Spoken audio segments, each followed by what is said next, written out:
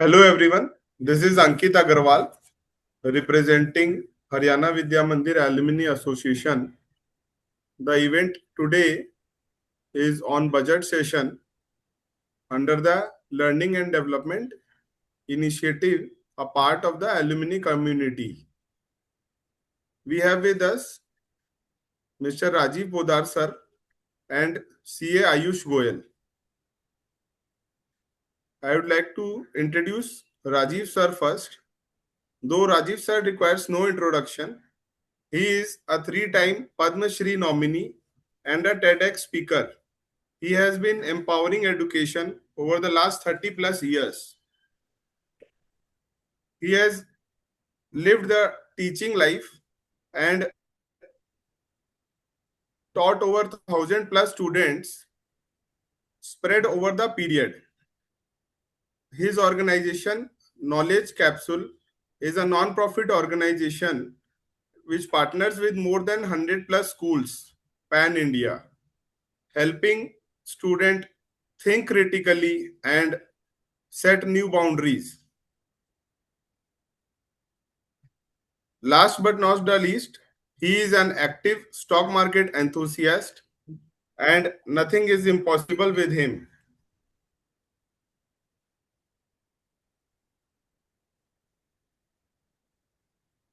Hello. सबको आ गए लो भाई। देख तो ले तुम लोग को सबको। यस सर, आ- करते करते हैं। Yes sir. Ayush sir Ayush hero आपको भी चालू। इतना दिन बाद देख के बहुत खुशी अरे हो वाह। रहा है। आयुष हीरो चालू करो। वीडियो चालू करो। Good evening sir. देखो सब एक से एक छीट आ गई है, सब एक से एक छीट आ गई। हाँ सर, एक सेकंड। आह, बिना छीट बोले तो साला बात ही नहीं कर सकता आदमी। Good evening sir. ये देखो, सबसे बड़ा सबसे बड़ा ज्ञानी तो आयुष गोयल यहाँ बैठा ही है। हम तो जब बोले कि आयुष गोयल आएगा, हम बोले बाप रे बाप, ये साला इतना बड़ा बड़ा सेमिनार कराता है, टैक्स ऐसे रटा रट, साला हमको 2008 में हमको पढ़ा देता था ये। अब तो पता नहीं क्या कराएगा ये। तो हम बोला भाई हमसे तो ना हो पाएगा। हम प्रिया को बोला भाई ये आ गया, तो बोला सर आप तो छाए हुए हो। हम बोला हम तो जो छाया हो तो पास्ट टेंस हो गया, अभी तो फ्यूचर आयुष गोयल के हाथ में है। ऐसा क्या गजब सर, हम गजब। लोग के बच्चों के ऊपर भी आप छाए हुए, आप क्या हम कि अपना आज पास बोल। आपको पता नहीं, आप इसका सेशन अटेंड करिए तो आपको पता चलेगा। प्रो है प्रो। मतलब मेरे पास मेरे स्टूडेंट लोग काम करते हैं इसके ऑर्गेनाइजेशन में। मेरे लोग बोलते हैं बाप रे बाप, क्या सिखाता है क्या सिखाता है। सब मिस्टेक पकड़ लेता है। गंदा आदत है पुराना इसका। चलो, और कौन कौन आया भाई। पार्थ, पर दांत ठीक है तो। चलो, और कौन कौन आया है। पीयूष लोहिया, और कौन। Good evening sir. Video open होगा तब तो फायदा होगा, देखो वीडियो ओपन नहीं करेगा तो क्या ही करेंगे।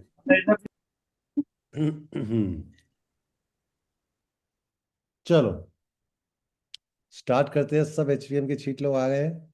गुड तुम आयुष इवनिंग में, सर। तुम अरे बाप रे बाप। अच्छा आयुष में, तो आयुष तुम कितना, तुम आयुष कौन से, तुम कब तक था एचवीएम में। सर 2006 तक। ओ तुम भी 10 तक था क्या वहाँ पे। हाँ। तुम और ऋषि दोनों जने शिफ्ट हुआ था क्या वहां से। हाँ, साथ में ही गया था हम लोग। हमको बोला साला एचवीएम में पढ़ता है लड़का आयुष गोयल, एक्स एचवीएम। बोला अच्छा, हमको तो लगा था साला ये कहाँ से निकल गया। चलो, पहले था एचवीएम में भी कोई बात था। एक से एक दिव्या निकल के आई थी, हिटलर आयुष था, एक से एक हीरो लोग निकल के आए थे। तुम लोग चला गया तो एचवीएम का मजा खत्म हो गया। एनीवे स्टार्ट करते हैं, देखो। एक तो पहले एक तो पोल लेके देखते, नहीं पोल हमको लेना था, लेकिन वो पोल हो रहा नहीं है शायद। हाँ मतलब पोल हमको अलाउ नहीं हो रहा। हम आप लोग से एक तो पहले क्विज खेलते हैं, काफी कुछ होगा उसके अंदर। तो बिना क्विज के तो हम खेलेंगे ही नहीं, देगा देखो टीचर तो टीचर ही रहेगा आखिर में। सब कोई गूगल पे जाइए, menti.com पे जाइए। सब कोई गूगल पे जाइए, menti.com पे जाइए, और ये वाला कोड डाल दीजिए। हम वो भी दे देते हैं आप लोग को। गूगल पे जाइए, menti.com दबाइए, और ये वाला कोड डाल दीजिए। यहाँ पे लिखा हुआ है 55587766। चार ही क्वेश्चन है, ज्यादा बड़ा एग्जाम नहीं लेंगे। चलो, 55587766। वैसे बजट अब पुराना टॉपिक हो गया है। देश संकट में नहीं है, अब दुनिया संकट में है, जिसके बारे में हमको लगा ज्यादा और बात करने से बढ़िया रहता, लेकिन फिर भी आज बजट कर लेते हैं। फिर सबको डराएंगे क्या होने वाला है। देश संकट में नहीं, दुनिया संकट में आ गया है। 12 प्लेयर आ गए हैं। 55587676।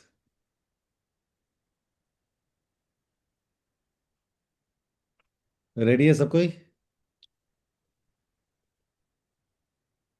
Yes sir.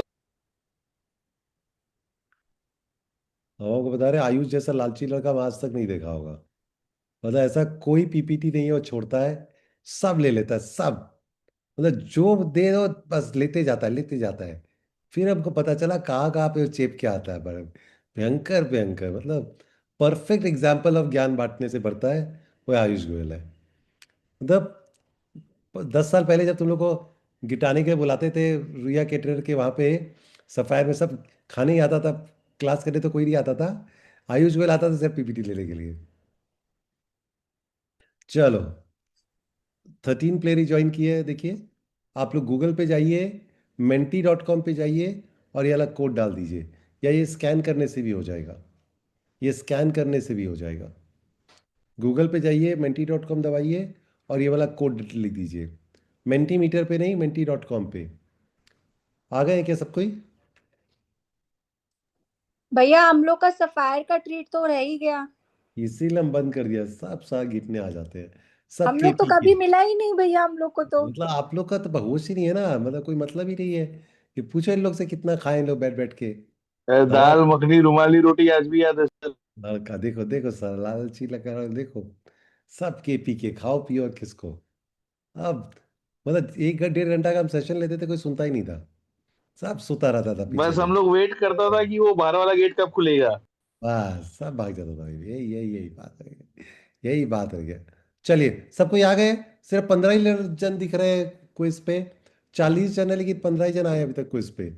और क्विज पे आए ही नहीं है। किसी को दिक्कत हो रहा है तो बताइए, हम गाइड कर देते हैं। गूगल पे जाके menti.com पे जाके ये वाला कोड डालना है, 55587676। चलिए, जो जीतेगा उसको एक तो प्राइज जरूर मिलेगा। फिर हमको ये मत बोलना हम लेट ज्वाइन किया वो ज्वाइन किया। हमारी तरफ से एक प्राइज पक्का जाएगा उसको। क्वेश्चन टफ होंगे लेकिन कोई बात नहीं है। चलो, 19 आया है 40 में से। Let's start. Question number 1। Which company latest software release has caused panic among the Indian IT stocks? कोई कंपनी ने एक तो सॉफ्टवेयर रिलीज किया है जिसके कारण आप लोग को पता है, सब स्टॉक मार्केट में तो सभी को ये आगे पीछे करके। आप लोग को लगेगा बजट क्लास कराते हैं तो ये क्यों करा रहा हूँ। सबके पीछे कारण है। चलिए, ओपन एआई का आंसर आया है। 7 जनों का ओपन एआई आंसर है। चलिए, दिव्या आगे भाग गई है, पार्थ, अंकित, पीयूष, सौरभ। Question number 2। एकदम मत घबराना, अगर रॉन्ग होगा कोई बात नहीं है। इसी पर्पस से तो आप लोग को रॉन्ग कराना, हराना अपना पर्पस नहीं है, जिताना आप लोग को पर्पस है। सिखाना कि जीतोगे या सीखोगे, हारोगे कभी नहीं। वो सॉफ्टवेयर ऐसा कौन सा था जिसके कारण पूरा दुनिया में खलबली मचा हुआ है?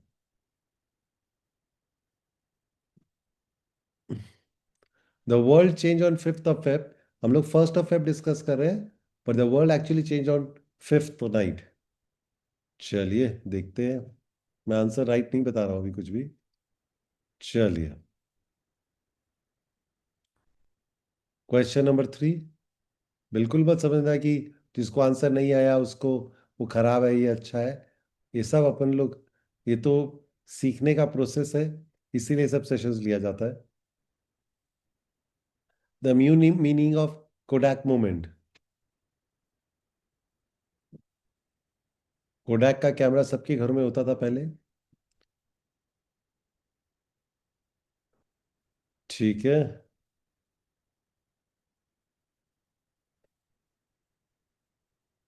बहुत चेंज हो रहा है लीडर बोर्ड, बहुत चेंज हो रहा है।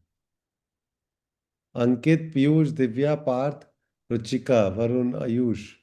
क्वेश्चन, लास्ट क्वेश्चन, ठीक से देख के आंसर दीजिएगा।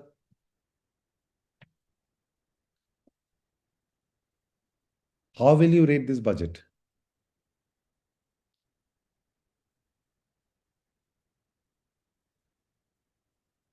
How will you rate this budget?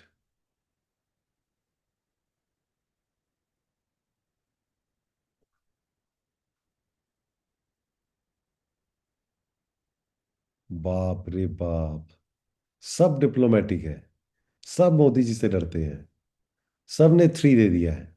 Maximum जनों ने 3 दे दिया कि भाई सेफ रहो, ज्यादा दे नहीं सकते हैं, कम दिया तो क्या होगा, चलो बीच में दे दो। सब डिप्लोमेटिक आंसर। 9 पीपल है गिवन ए 3 करेक्ट आंसर। मैंने पोल लेने का कोशिश किया था, इसमें पोल नहीं हो रहा था, इसमें तो यस तो बताना था, मतलब पॉइंट देने से मैंने मैंने राइट ऑप्शन लिया 5, मतलब ranking how will you rate this budget 5 दिया था मैंने, तो इसीलिए ये वाला क्वेश्चन बेमायने है। तो भी देखते हैं। बाबा एक ही जन ने राइट दिया, बताइए, एक ही जन ने। चलिए, अनोयमस 2 करके। तो अंकित को इस बार एक तो कैडबरी या एक तो गिफ्ट हम जरूर भेजेंगे, तो अपना एड्रेस भेज देना, अपना पक्का भेज देना। पीयूष, दिव्या, पार्थ, सभी कोई आगे पीछे करे हैं, बट जीता एक है, दैट इज अंकित।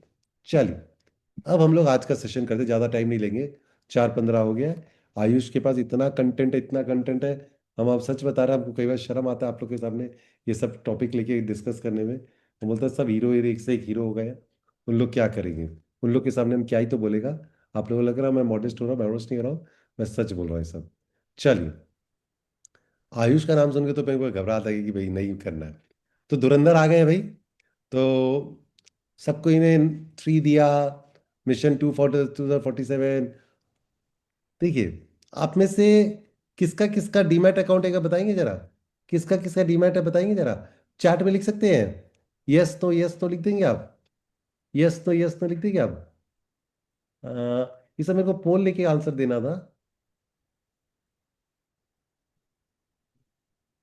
यस, हाँ डीमैट के लिए obviously demat, yes for demat, right.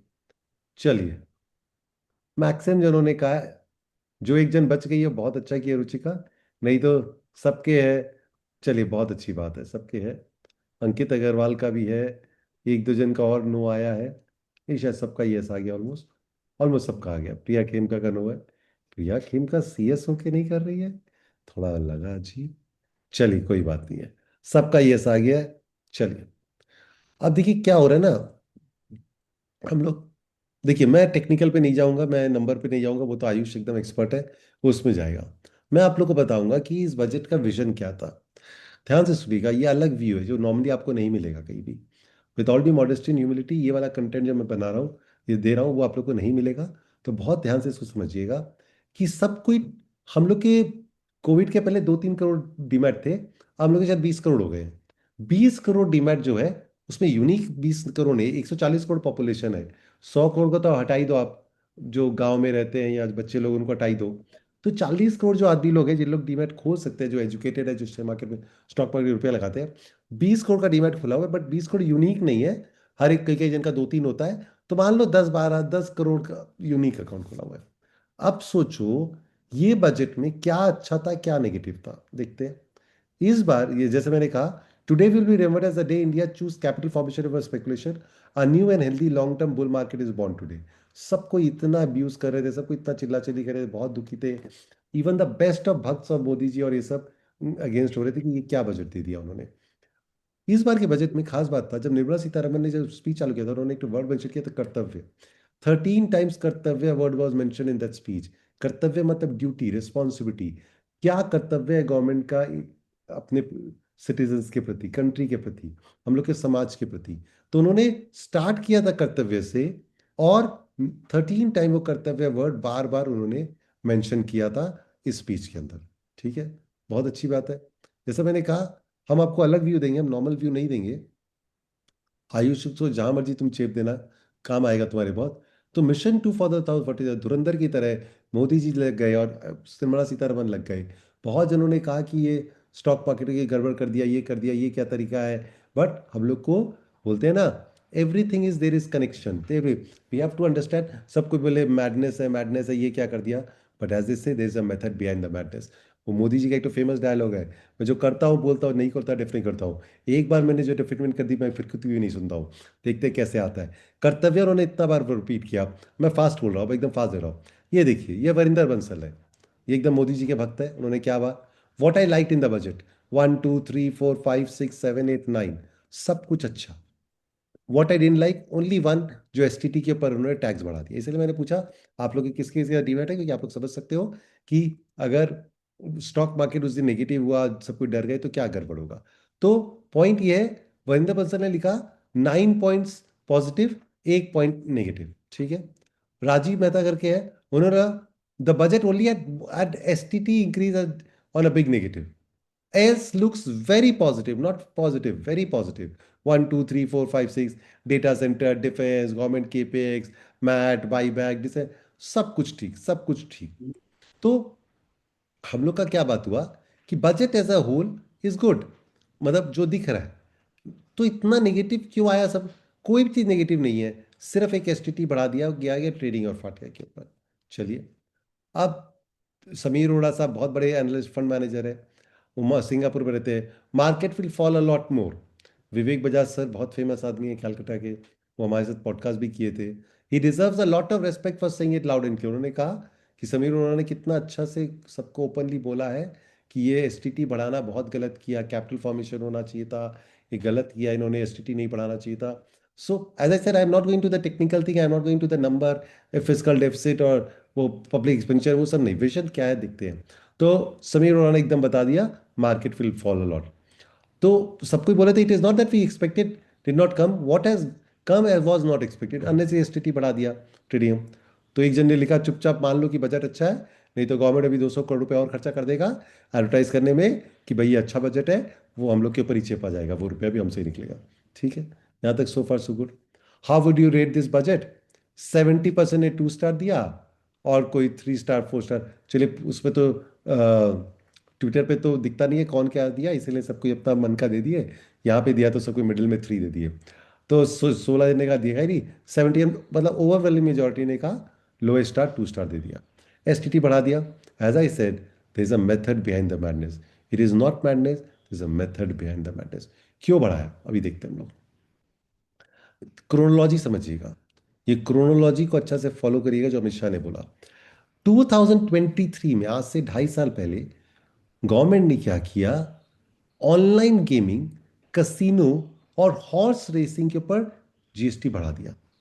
सबकी बोली ये क्या किया, कसिनो गोवा में है, वहां तो किल हो जाएगा।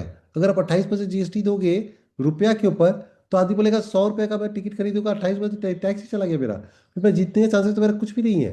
तो गवर्नमेंट ने, ठीक से समझिए, क्रोनोलॉजी अभी आएगा, हम लोग पूरा समराइज करेंगे। Online gaming, casino, horse racing के ऊपर टैक्स बढ़ाया। ये था अगस्त 2023। GST council sticks to its guns impose 20। सब कुछ बोले मत करो मत करो, वो नहीं माने, ठीक है, कर दिया। Online gaming, dream 11, casino, horse racing, ठीक है। फिर उन्होंने क्या किया, लास्ट ईयर महाराष्ट्र ने one of the highest tax increase किया लिकर के ऊपर, most significance is 2011, huge jump in liquor, ठीक है। सब कोई बहुत बोले नहीं करो मत करो, नहीं माना गया, नो रोल बैक। चलिए ठीक है। फिर जो इंडिया का बच्चा बच्चा जो यूथ है, जो लग गए थे कोविड के टाइम पे, लत लग गया था कि डेली एक्सपायरी, वाह वाह, खेलना है तो डेली जुआ खेलो, 3:30 बजे हीरो या जीरो गेम। तो सारा दिन होने लग गया। 2024 में, 1.5 साल पहले, गवर्नमेंट ने क्या किया, सेबी के थ्रू ये बंद किया। डेली एक्सपायरी की जगह हम लोग शिफ्ट कर रहे थे फोर्टनाइट, और फिर उन्होंने किसी तरह हफ्ता में एक ही रखा, एक एनएससी को, एक बीएससी को। तो जहां एवरीडे लॉटरी हो रहा था, वहां पे सिर्फ 2 दिन रह गया, वो भी उसको बहुत रिस्ट्रिक्शन के साथ। बैंक निफ्टी का पॉपुलर वीकली एक्सपायरी हट गया, फिन निफ्टी का हट गया। तीनों स्टॉक मार्केट में जानते हैं उनको, इसलिए मैंने डीमैट पूछा, ठीक क्या है, why are they doing it. सब कोई बोले कसिनो, ऑनलाइन गेमिंग, हॉर्स में गवर्नमेंट को इतना टैक्स आता है, फिर भी ये कर रहे हैं। इतना टैक्स बढ़ाना लिकर के ऊपर, क्या मतलब है। फिर ये तो सबसे बड़ा उनके पास वो था, गवर्नमेंट के पास इनकम जनरेटिंग स्कीम था कि डेली एक्सपायरी हो रहा था, सब खेल रहे थे। कॉल पुट का जो वॉल्यूम था इंडियन स्टॉक मार्केट में, मेरे को याद नहीं कितना था, मैंने कि लगाने का सोचा था फिर भूल गया। शायद 90% ऑफ द इंटायर मार्केट का 95% of the volume call put में होता था डेली। मतलब फिर उन्होंने उसको बंद किया, फिर बोले फोर्टनाइट करेंगे, मतलब 15-15 दिन, फिर एक ही दिन रखा। चलिए ठीक है। 6 महीना पहले उन्होंने बोला ये ड्रीम 11 व्हील 11 के ऊपर मैंने टैक्स लगाया था ऑनलाइन गेमिंग, हटाओ, बैन ही कर दो। मतलब स्ट्रेट बैन, कोई मिडिल गेम नहीं है। Government bans Indian team sponsored dream 11। It's the end of an era. जो ये पॉपुलर रियल मनी गेमिंग थे, सब बंद हो गए। सब रियल मनी गेमिंग एक एक करके उन्होंने बैन कर दिया। टैक्स वैक्स नहीं, एमपीएल, ड्रीम 11, जू पे, शायद रमी 11, ये सारा end of the game. Dream 11 prepares to shut down because real money gaming after the online gaming bill is the end of the era. सोचो, dream 11 जो 10-5 साल पहले आया था, उस साल का 9,600 करोड़ टर्नओवर कर रहा था। 600 करोड़।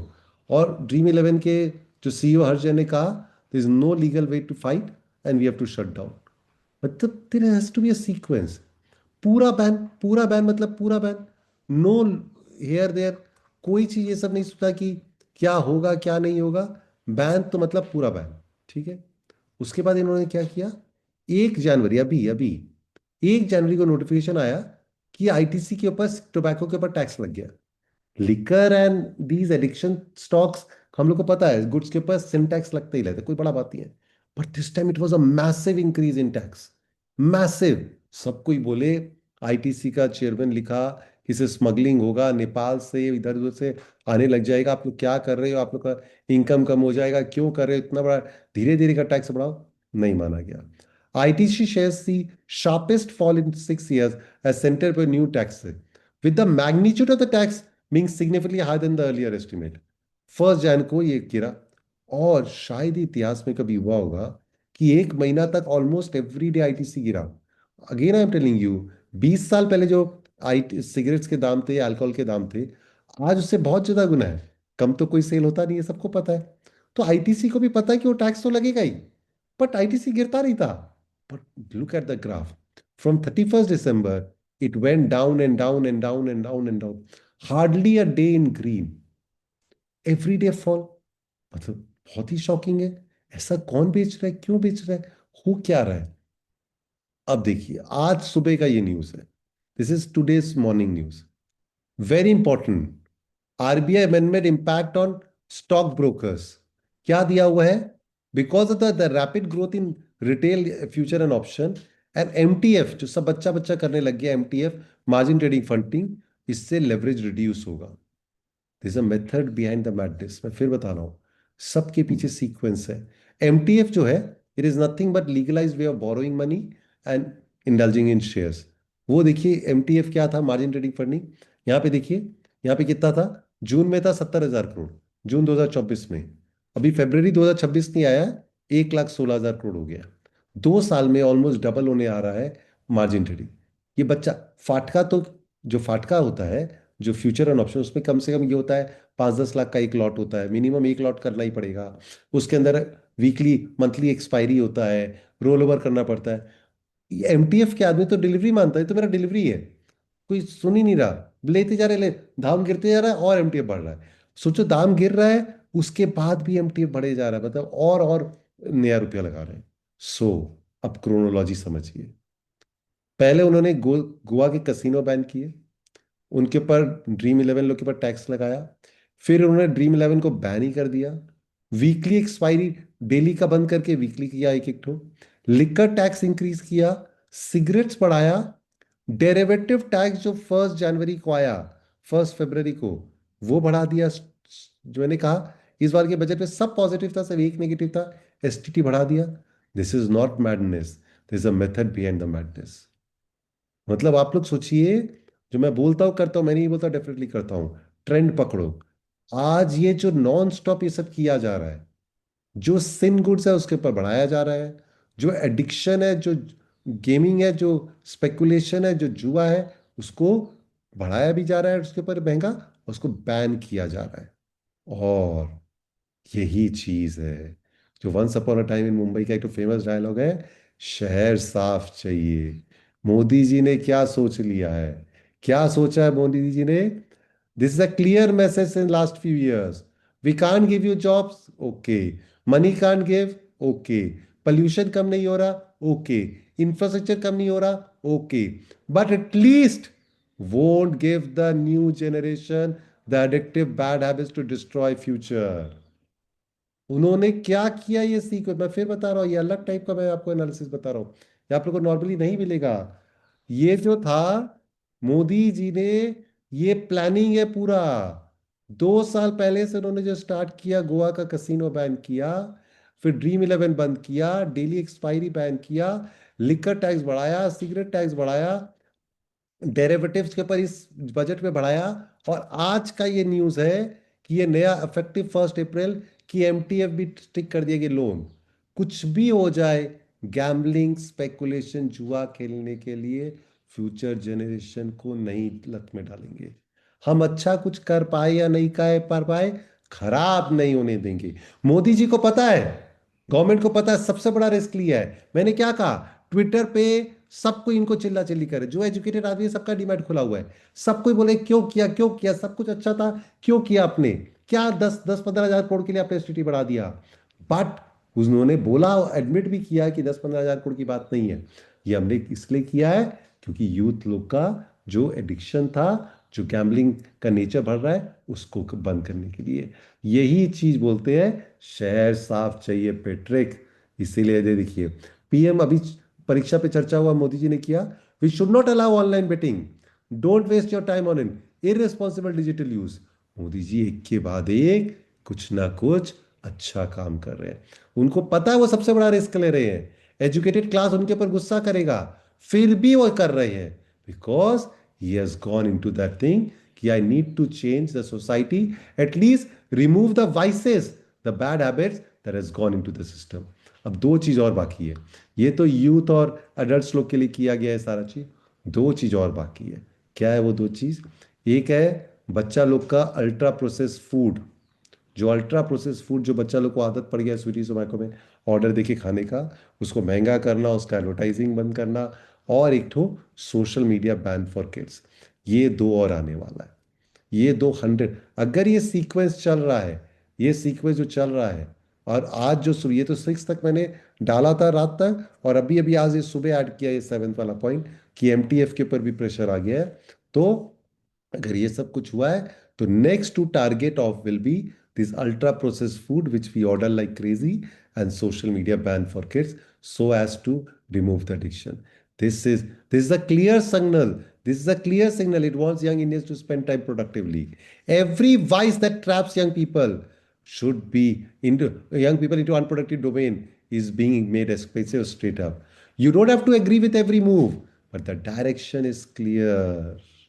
Direction is clear. क्या है वो डायरेक्शन? देश साफ चाहिए, देश साफ चाहिए। इसीलिए ये सब सीक्वेंस है, सब चीज पॉजिटिव होके एक नेगेटिव का क्या दरकार था, वो भी स्टॉक मार्केट को ही क्यों हिट करना था? Because the purpose is not revenue. कईयों ने बोला, प्रोटेस्ट किया कि अगर आपको इतना ही फाटका बंद करना था, तो जो रुपया कलेक्ट हो रहा है उसके लिए लॉन्ग टर्म के लिए हम लोग को बेनिफिट देते। बात सही है, मैं ये नहीं बोला कि सभी कुछ, मोदी जी आप लोग को पता है टैक्स लेके सबको बांट देते हैं, गरीब लोग, उनको इतना वोट भी मिलता है। बट बट व्हाट आई, उन्होंने ये नहीं किया। उनको अगर अगर आपको एक चीज पे किसी को पनिश करना था, तो उसको इंसेंटिवाइज करने के लिए दूसरा चीज में देना चाहिए था। तो ये जो रुपया कलेक्ट हो रहा है उनको देना चाहिए था, उन्होंने वो नहीं किया, बात अलग है। अब मैं आपको दिखाता हूँ, इसीलिए सब कोई ने कहा budget will fall a lot, market, नहीं कुछ नेगेटिव ही नहीं तो बजट गिरेगा, बाजार गिरेगा क्यों? वो इसलिए गिरेगा क्योंकि एसटीटी के कारण।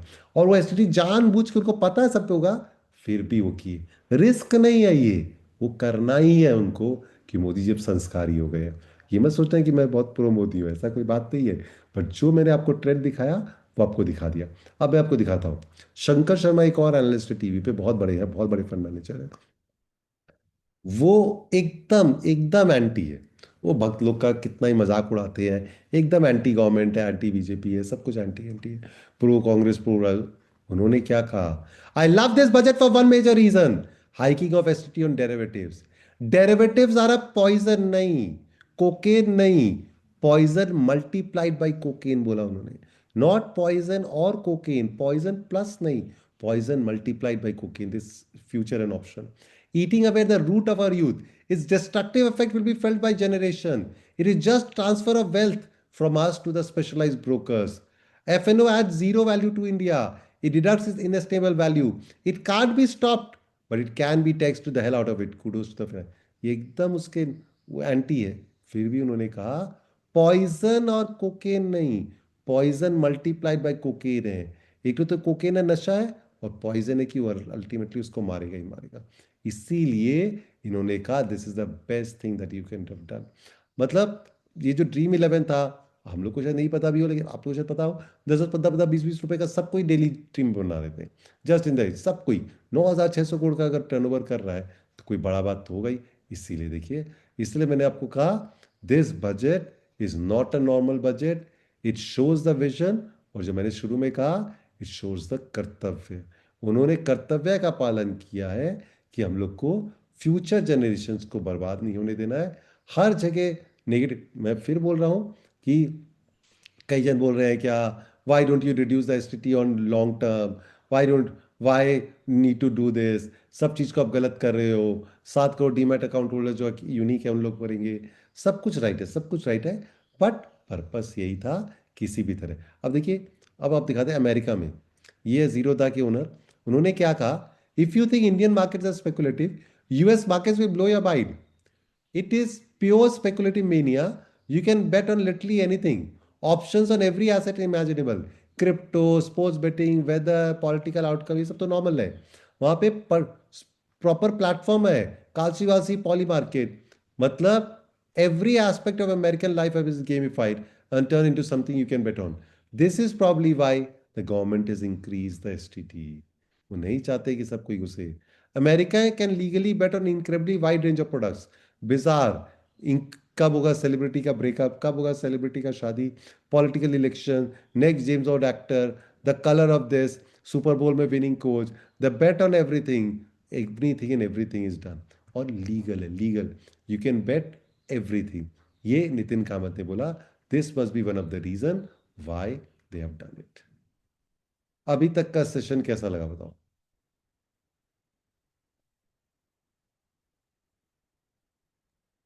सॉरी, बताइए. अभी तक का सेशन कोई पूछना चाहेगा कुछ. मेरे को So पता the है सब कोई अच्छा ही बोलेंगे, लेकिन तो भी. Yeah. so the session, sir, highlights the something unexplored angle जो शायद अभी तक नहीं देखा गया है. I would like from the audience to raise a few questions. जो भी आपके मन में है जरूर पूछिए. थोड़ा मजाक उड़ेगा, लेकिन क्या होता है, जब तक क्वेश्चन नहीं पूछोगे तब प्रिया, तक सर फिर मेरा डीमैट अकाउंट नहीं ओपन करना मेरे लिए बेनिफिशियल रहा कि नहीं? इस पे नो कमेंट्स वाली बात है. आगे बढ़ते, आगे और बताइए. पार्थ, तो No सब questions, bhai. चलिए, ये तो बजट, ये तो बजट हो गया, ये तो कुछ हुआ नहीं है. ये तो चलिए ठीक है, भूल भी गए. लेकिन सबसे मेन हुआ इस दिन. The world change on 5th of Feb 2026. आज 14 तारीख है. 9 दिन पहले दुनिया चेंज हो गया है. आप लोगों ने कभी एक तो वो माइथोलॉजी में सुना है क्या, भस्मासुरा का स्टोरी सुना है क्या, भस्मासुरा का. yes sir. भस्मासुरा के पास स्पेशल, वो शिव जी के भक्त थे. उन्होंने ऐसा तपस्या किया, ऐसा तपस्या किया कि शिव जी ने वरदान दिया उसको. तो वरदान में उसने क्या मांगा कि जिसके ऊपर हाथ रखूंगा वही मर जाएगा. अब शिव जी तो अपने है ही भोले वाले, वो तो भोलेनाथ ही उनका नाम है. उन्होंने दे दिया कि ले लो भाई. तो शिव जी ने उसको दे दिया, तो बोला चलो मैं शिव जी के ऊपर टेस्ट कर लेता हूँ. तो भस्मासुरा भागा इसके ऊपर, इनके ऊपर हाथ रखने के लिए. फिर विष्णु जी मोहिनी का शेप लेके आए और फिर उसको डांस में सिखाए. उसको अपने प्रेम में उन्होंने उन्हें फंसाया. और फिर डांस करते करते बोला तुम कॉपी करो, रखा हाथ. और मोहिनी ने रखा अपने सर पे हाथ, भस्मासुरा ने भी हाथ अपने ऊपर रखा, और फिनिश्ड. तो ये था कि कैसे अपने आप को खत्म कर लिया. यही चीज हुआ है 5 Feb 2026 को। शायद वर्ल्ड अब और कभी ऐसा सेम रहेगा नहीं। जो रोबोट पिक्चर देखा था आप लोग ने, आप में से किसी ने भी ऐश्वर्या राय का रोबोट पिक्चर देखा हुआ है क्या?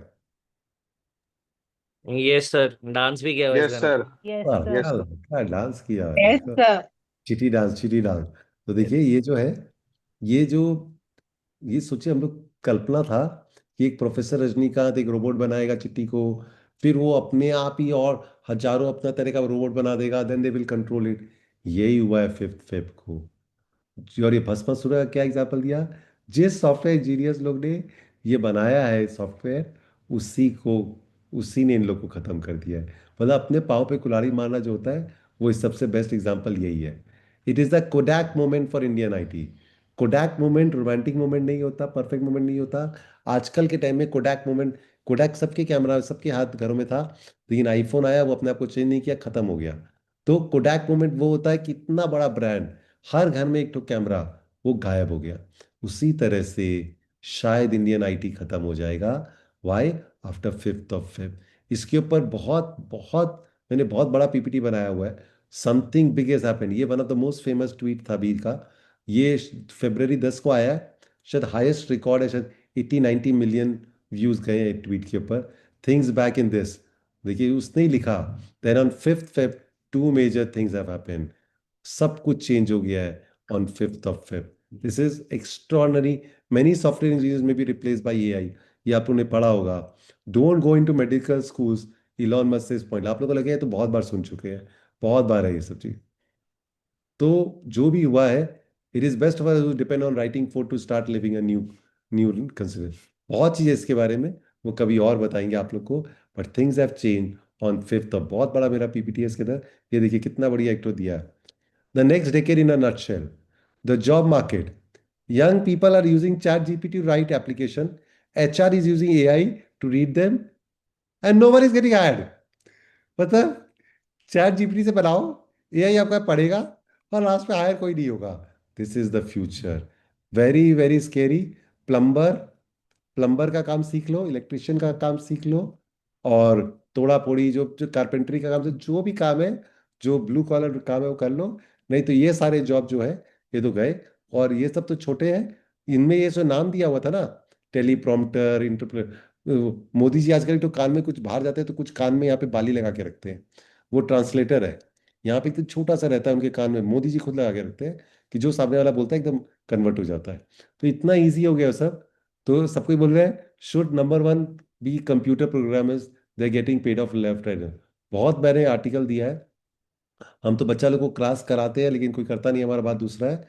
तो ग्रॉक ने जो एक इसका ट्विटर का है, उसने लिखा, for student focus on curiosity and agency over road skills. ये हम कराने का कोशिश करते हैं लेकिन कोई मानता नहीं है। 11 फेब को आया हुआ है कि for students focus on curiosity and, काबिल बनो। कामयाबी तो झक मारेगी कि नहीं मारेगी आपको ये पक फाइनल नहीं है। The world has change. IT आप लोग को पता है सब क्रैश हो गया है। सारा सारा सारा चीज, सब कुछ डंप किया जा रहा है। 50% of entry white level white collar jobs will be. Anthropic ने लॉन्च किया क्लॉडे करके, मैंने क्वेश्चन पूछा था, उसके कारण पूरा, यहाँ पे देखो ना, अब ये कंपैरिजन देखो। 2000 एम्प्लॉयज है एंथ्रोपिक के। यही कंपनी है जिसने अमेरिका में लॉन्च किया 5 फेब को अपना सॉफ्टवेयर क्लॉडे। 2100 एम्प्लॉयज है। और TCS, Infosys, Wipro, HCL tech, tech Mahindra, LTI, tech Mahindra and Persistent के है कितने एम्प्लॉयज? 16 लाख। ये 2000 आदमी 16 लाख के बराबर है। 2000 आदमी 16,000 लाख के बराबर है। आप लोग सोच ही नहीं। I want to buy a house in Bangalore, waiting for the Bangalore soft real estate to crash. Software engineers will be completely obsolete in 6 to 12 months। फिर हम बोल रहे हैं फ्यूचर में नहीं। वो जो मैंने बोला, जो आर्टिकल आया है, the future is, we are living in the future right now. ये नहीं कि 2 4 5 साल बाद आएगा। एआई तो 3 साल 4 साल से आया हुआ है। बट जो अभी हुआ है 5 फेब को, बहुत बहुत स्केरी है। बहुत ज़्यादा, बहुत बड़ा है। आप लोग पहले बजट के ऊपर कर लीजिए, कभी और इसके ऊपर क्लास करेंगे। तो आप लोग ये देखिए ना, ये एक तो बहुत अच्छा जोक था। जिनको जिनको ऑफिस जाने में तकलीफ होता है, आयुष तुम सुना देना सबको, अपना बच्चा लोग को जो भी काम करते हैं तुम्हारे अंडर में, office workers of the world, the pair is over, AI is coming to liberate you. मतलब जो भी आदमी तुम्हारे ऑफिस से कंप्लेन करे, उनको बोल देना भाई कोई चिंता मत कर बेटा, तुम आराम से रहे, Office workers of the world, the pain is over. AI is coming to liberate you. तो things are going to change and it has already. ये जो आर्टिकल बहुत फेमस हुआ था, ये लास्ट संडे, ये देखिए, मैंने ये लास्ट संडे लगाया था। मैंने ये लास्ट संडे 7 बजे लगाया था। ये मैंने लगाया था कि तेरा क्या होगा, टीसीएस, इन्फोसिस, विप्रो, एंथ्रोपिक पूछ रहा है। उस टाइम तक तो इतना स्केयर नहीं था। चलो 5 6 7 पहले वो टेस्ट कर रहे थे सॉफ्टवेयर को कि क्लॉडे है कैसा। बोलते हो खुद ही सोच लेता है, खुद ही ठीक कर देता है, रोबोट पिक्चर की तरह खुद ही बना रहा है। और उससे बड़ा स्केरी चीज क्या था, ये बहुत स्केरी था, ये बहुत स्केरी था। ये तो पिक्चर की तरह, एकदम पिक्चर के रोबोट की तरह था। उसको बंद होने बोलो तो बंद नहीं होगा वो। देश नहीं, देश संकट में नहीं है अब, दुनिया संकट में है। ये देखो, Anthropic told Claude it was about to be shut down. Anthropic जो है कंपनी, वो क्लॉडे को बोला कि तुमको बंद कर रहे हैं हम लोग, मतलब एक शट डाउन कर रहे हैं। तो क्लॉडे ने क्या किया, क्लॉडे सॉफ्टवेयर है, कोई आदमी नहीं है। क्लॉडे ने क्या किया, इंजीनियर्स का सारा कंपनी का ईमेल छान लिया, उसका फेस निकाल लिया, और उसको थ्रेटन किया कि अगर तुमने मेरे को शट डाउन किया तो शट डाउन होने से पहले पहले तुम्हारा सारा चला जाएगा।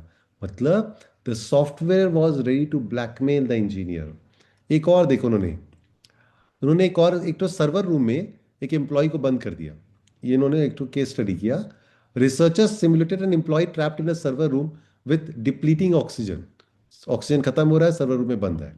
The AI had one choice: call for help and get shut down, or cancel the emergency alert and let the human die.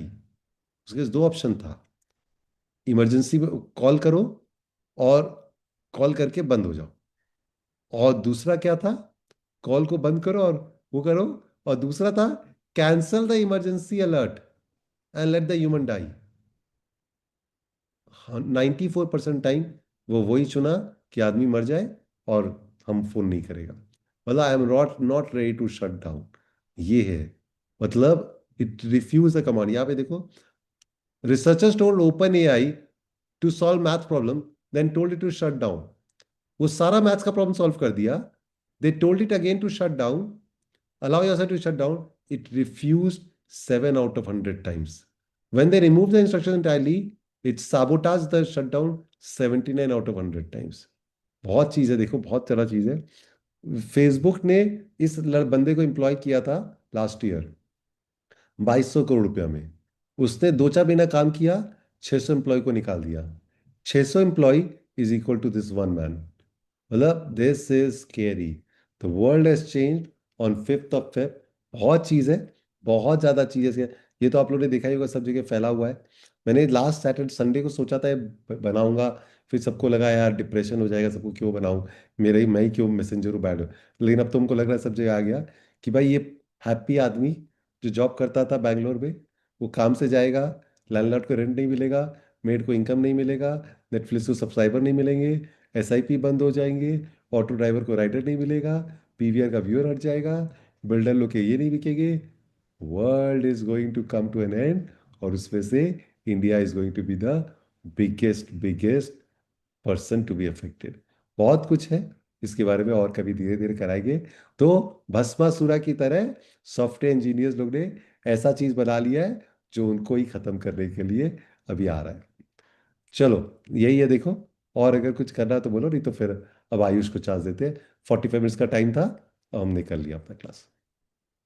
किसी को कोई क्वेश्चंस पूछना है तो पूछ सकते हैं।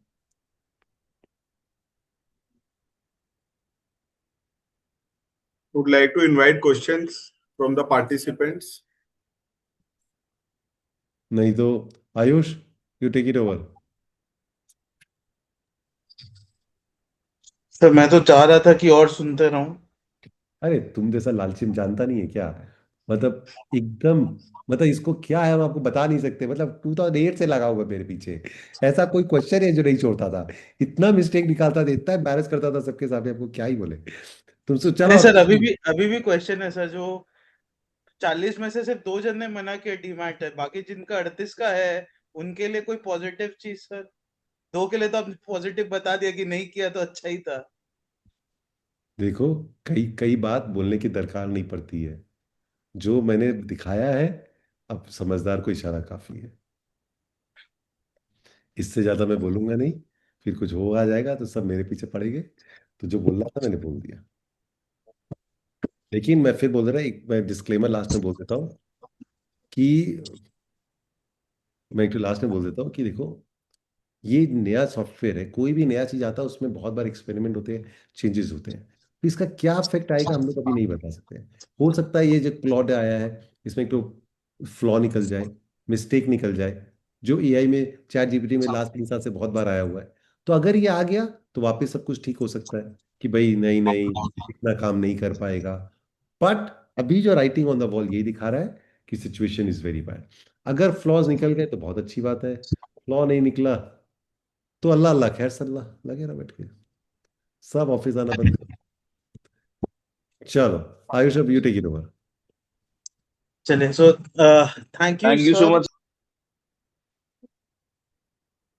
Yeah, thank you, sir. I would like to introduce our next speaker, Ayush Goyal. So Ayush is a rank holder, a powerhouse, a qualified CA and LLB. He is a rank holder both in CA and in CS also. A most sought speaker with having spoken in 250 plus seminars. Thank you, Ayush, for your time. Over to you. Thank you Ankit, and thank you everyone. So it's basically a home coming. जैसे sir ने कहा कि यहीं से निकले हैं और यहीं पे वापस आना है, तो it's more like a family to all of us. And जितना भी सर ने बोला वो सब खाली, जो हम सब जानते हैं ना सर, खाली एक छोटा सी चीज को बढ़ा देते हैं। तो ऐसा कुछ भी नहीं है, बट या sir is always kind and sir is always very appreciative. और मैं तो बोलता हूँ सर कि जो सीखा भी है वो आप ही से सीखा है, तो आप ये जितना ही हम बोल बता रहे लीजिए। हैं ना, इतना लालची है कि मेरे को हर सैटरडे को, इसका कंपनी है बैस्को, हर सैटरडे को अपनी कंपनी में क्लास कराता था 12:30 बजे। सब इंटर्न को बैठा देता था, सब पार्टनर हो चाहे इंटर्न हो चाहे प्रोफेसर हो, सबको बैठा के क्लास कराता। कहीं नहीं छोड़ता है ज्ञान लेने से, कहीं नहीं छोड़ता है। चलो carry on, carry on, carry on. बहुत ध्यान से सुनना, ये जो बताएगा आप लोग को बहुत काम का चीज है। जैसे इसने कहा 250 प्लस सेमिनार कर चुका है, he is absolutely a pro. So listen to whatever he says because it will make a lot of meaning. Right, sir. Thank you so much.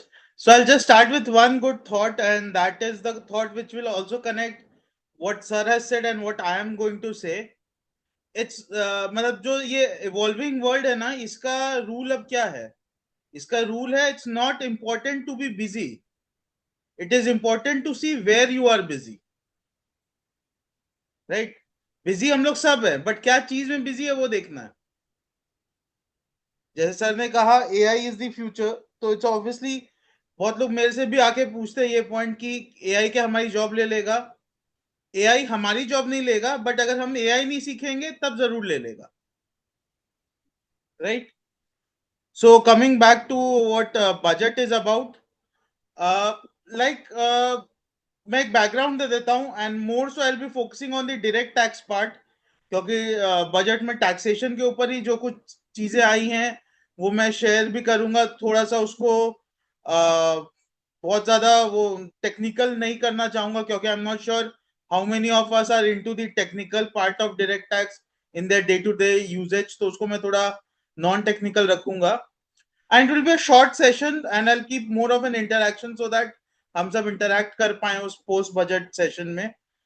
तो basically understand the background of this budget. जब ये budget आया उसका background समझते हैं, and तब इस budget में आने का दरकार है।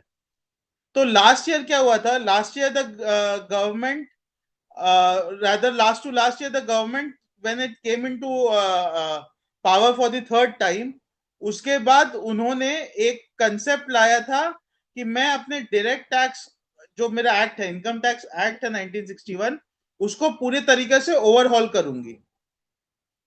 So Income Tax Act 1961 was proposed to be redrafted and overhauled, जिसका रिजल्ट आया Income Tax Act 2025. Now this Income Tax Act 2025 itself was, or rather is, scheduled to be made effective from 1st of April 2026, correct. अब जो भी हमारा budget आता है, जो भी 1 फरवरी को बजट आता है, ideally comes with an applicable period of from the next April onwards. यानी ये जो बजट भी आता वो भी अप्रैल 26 से आने वाला था, और जो इनकम टैक्स एक्ट नया बना है वो भी अप्रैल 26 से आने वाला था। तो एक कॉमन कंसेंसस था हम सब में, या rather for a public at large, कि भाई जब आपने एक्ट को ही नया किया है तो आप अभी अमेंडमेंट और क्या लाओगे इसमें? पहले तो जो चीज आने तो दो, उसके बाद तो उसको अमेंड करोगे। आप पहले से उसे क्या अमेंड करोगे? So people were ready not to discuss on the post budget changes with a mental preparation because of this background. अच्छा, इनकम टैक्स एक्ट 2025 के बारे में हम बजट के बाद बात करेंगे, क्योंकि वो भी एक चीज है, क्योंकि हमारे डे टू डे लाइफ में उसका भी यूजेज आने वाला है, तो उसके हम बात करेंगे। But contradictory to what we all have expected, इस बजट में काफी चेंजेस आए। सर ने एक पॉइंट मेंशन किया, मैं उसको थोड़ा रीट्रेट करता हूं। ये कर्तव्य भवन में बजट का फर्स्ट प्रेजेंटेशन था। What is Kartavya Bhavan? If any one of you would like to answer.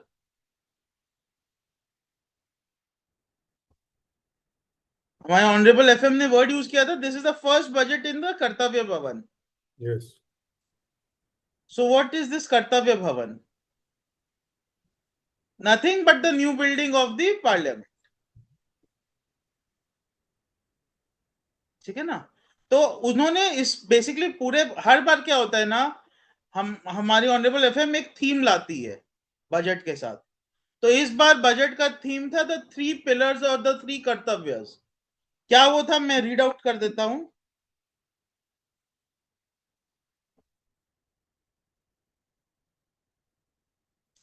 The first kartavya was accelerate and sustain economic growth. The second kartavya was fulfilling aspirations of the people. And the third kartavya was सबका साथ सबका विकास. So basically first kartavya जो accelerate and sustain economic growth था, it was talking about improving productivity, competitiveness, etc. Second वाला जो था वो था capability building, capacity building, infrastructure building, ये सब। एंड जो थर्ड कर्तव्य था वो था बेसिकली जो मतलब अपलिफ्टमेंट ऑफ दी पुअर बोल लो, या equal opportunities and job opportunities for everyone. तो उसके ऊपर में था हमारा थर्ड कर्तव्य। तो इस बैकग्राउंड में उन्होंने दिया, जहां पे उन्होंने बायोमास, बायोफ्यूल के ऊपर में डेडिकेटेड रेल कॉरिडोर्स और काफी सारी चीजों को इंट्रोड्यूस किया है। मेडिकल हब्स बनाए हैं उन्होंने। इफ आई हैव टू से, उन्होंने इसके लिए एक हमारे सीएस के लिए, I am not sure how many of us are chartered accountants, but CS के लिए टियर 2 टियर 3 सिटीज में नॉलेज एनरिचमेंट के लिए एक स्कोप बनाया, जहां पे हम जाके वहां पे टियर 2 3 सिटीज में नॉलेज हब डेवलप करने में हेल्प कर सकते हैं फॉर एंड फॉर एमएसएमईज। तो ये काफी सारी चीजों को लेके उन्होंने एक टेक्निकल चेंजेस किया है, जो कि अगर हम बात करें डे टू डे इंटरेक्शन में तो उतना यूज नहीं है हमारे for the public at large, but backend में काफी सारी चीजें चेंज की है। इसके साथ उन्होंने एक अच्छा, एक चीज और, गवर्नमेंट का कांस्टेंट एफर्ट है fiscal deficit. I am not going into details what is a fiscal deficit, what is a revenue deficit in real terms, in PP terms, वो सब मैं नहीं जा रहा हूं, बेस बताता हूं। फिस्कल डेफिसिट गवर्नमेंट का हमेशा से टारगेट रहा है कि इसको हमेशा कम करते रहना है। फिस्कल डेफिसिट कम करने में गवर्नमेंट का सबसे बड़ा चैलेंज आता है केपेक्स। जहां पे गवर्नमेंट एक तरफ में केपेक्स को कंटिन्यूअसली इंक्रीज या मेंटेन करना चाह रही है, वहीं पे गवर्नमेंट को फिस्कल डेफिसिट को कम भी करना है। अच्छा, गवर्नमेंट का रेवेन्यू मॉडल्स क्या क्या है? गवर्नमेंट का सबसे बड़ा रेवेन्यू मॉडल आता है taxation, which again consists of two parts, direct taxation and indirect taxation, primarily led by GST. तो हम ये समझेंगे कि देखो, जब गवर्नमेंट को एक तरफ खर्चा अपना बढ़ाना है केपेक्स में, और एक तरफ में अपना रेवेन्यू स्ट्रीम को भी अगर वो बहुत ज्यादा छेड़ेगी, तो उसका ultimate objective fiscal deficit defeat हो जाएगा। इसलिए जो हम मतलब मैं ये समझना चाह रहा हूँ कि एक जो कॉमन हम लोग का थॉट प्रोसेस है ना कि डायरेक्ट टैक्स में बहुत रिलीफ मिलना चाहिए, बहुत रिलीफ मिलना चाहिए, वो होना नहीं है। क्यों नहीं होना है? क्योंकि अगर वो जैसे ही उस चीज को करेगी, वो जाके आपको उसका टैक्स का जो रिसीट्स है उसको हिट करेगा और उसका जो फिस्कल डेफिसिट का टारगेट है वो डिफीट हो जाएगा। लास्ट ईयर बहुत लोगों ने कहा कि ये जो 7 लाख से लेके 12 लाख तक का लिमिट बढ़ाया गया है तो वो एक बहुत अच्छी चीज है। But if you go back and look at the statistics amongst the people who were filing the returns, that is approximately 2.5% of the people, if I have to say on a rough figure, of the total Indian population who are filing it, effectively there is less than 1% who are paying actual taxes. Right. And उसमें भी there at least 15 to 20% are the people who are paying only taxes in the ratio of 100 rupees to 1000 rupees to maybe 2000 rupees. Basically अगर मैं बात करूं अपने normal local भाषा में, मारवाड़ी भाषा में, वो ये है कि भैया जितना लिमिट होता है उससे बस थोड़ा सा ऊपर दिखा दिया और टैक्स पे कर दिया, तो गवर्नमेंट तो उनसे तो उनको मतलब नहीं है। तो वो जब 12 लाख भी की तो वो वैसे ही लोगों को केटर हुआ, जो एक्चुअल थे वो तो 12 लाख के ऊपर थे, उनके ऊपर तो वही सेम टैक्सेशन आ रहा है, बारिंग एक थोड़ा बहुत फर्क। तो that is the background of this budget coming in. तो इस बजट से हमारा डायरेक्ट टैक्स को लेकर रिलीफ का एक्सपेक्टेशंस नहीं था। हाँ, बहुत सारी ऐसी चीजें थी जो उनको करेक्ट करनी थी, उसमें से प्रॉब्लम उन्होंने 2-4 चीजें करेक्ट की हैं, बाकी चीजें हो सकता है विद टाइम वो करेक्ट करेंगी। तो अपने उन चीजों को डिस्कस करते हैं। सो अगर हम डायरेक्ट टैक्स की बात करें, अच्छा मैं शेयर भी कर लेता हूं। तो आई एम अ पर्सन जो बेसिकली पीपीटीज प्रेफर नहीं करता है, क्योंकि मैं चाहता हूं कि मैं बोलूं।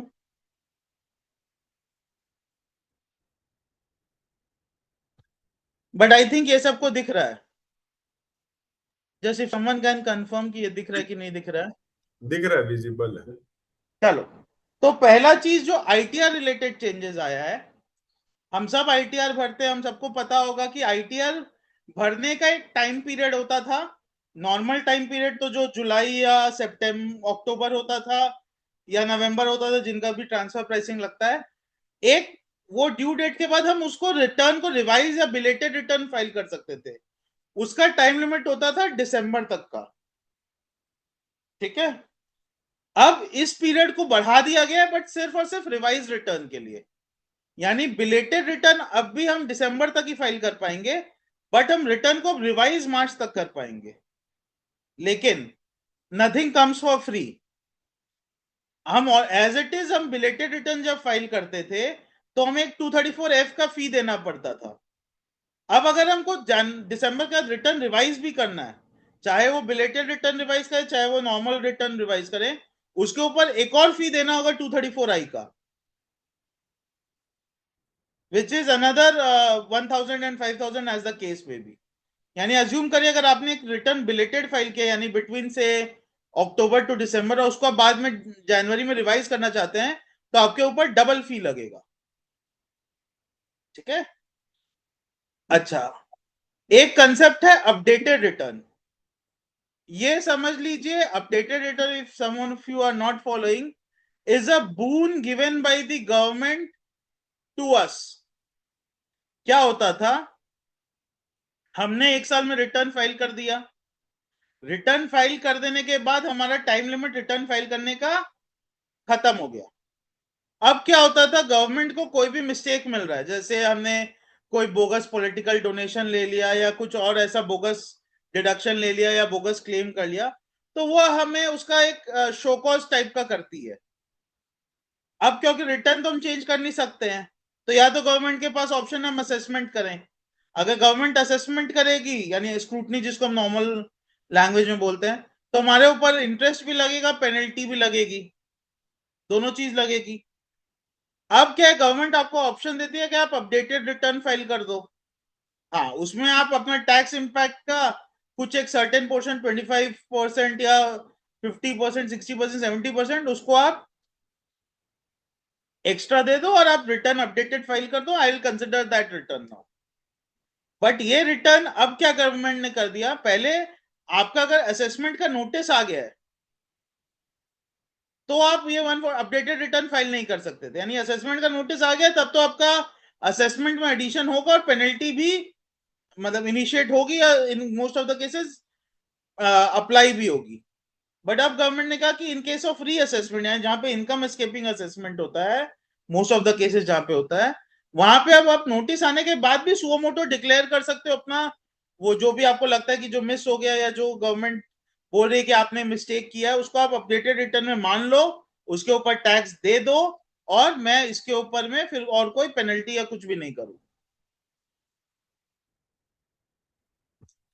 दूसरा एक केस है जहां पे लॉसेस कम कर रहे थे हम, यानी कोई हमसे गलती हो गई थी और उस गलती को ठीक करने से मेरा टैक्स नहीं लग रहा बट लॉसेस कम हो रहा था, उस केसेस में हम पहले अपडेटेड रिटर्न नहीं फाइल कर सकते थे, अब उस केसेस में भी हम अपडेटेड रिटर्न फाइल कर सकते हैं।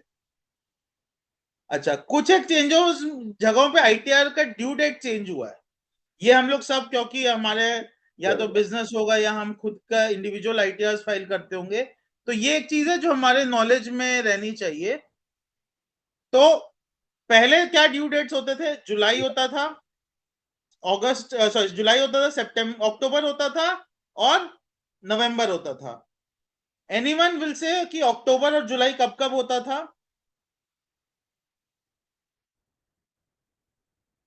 Anyone from the audience? Gaurav?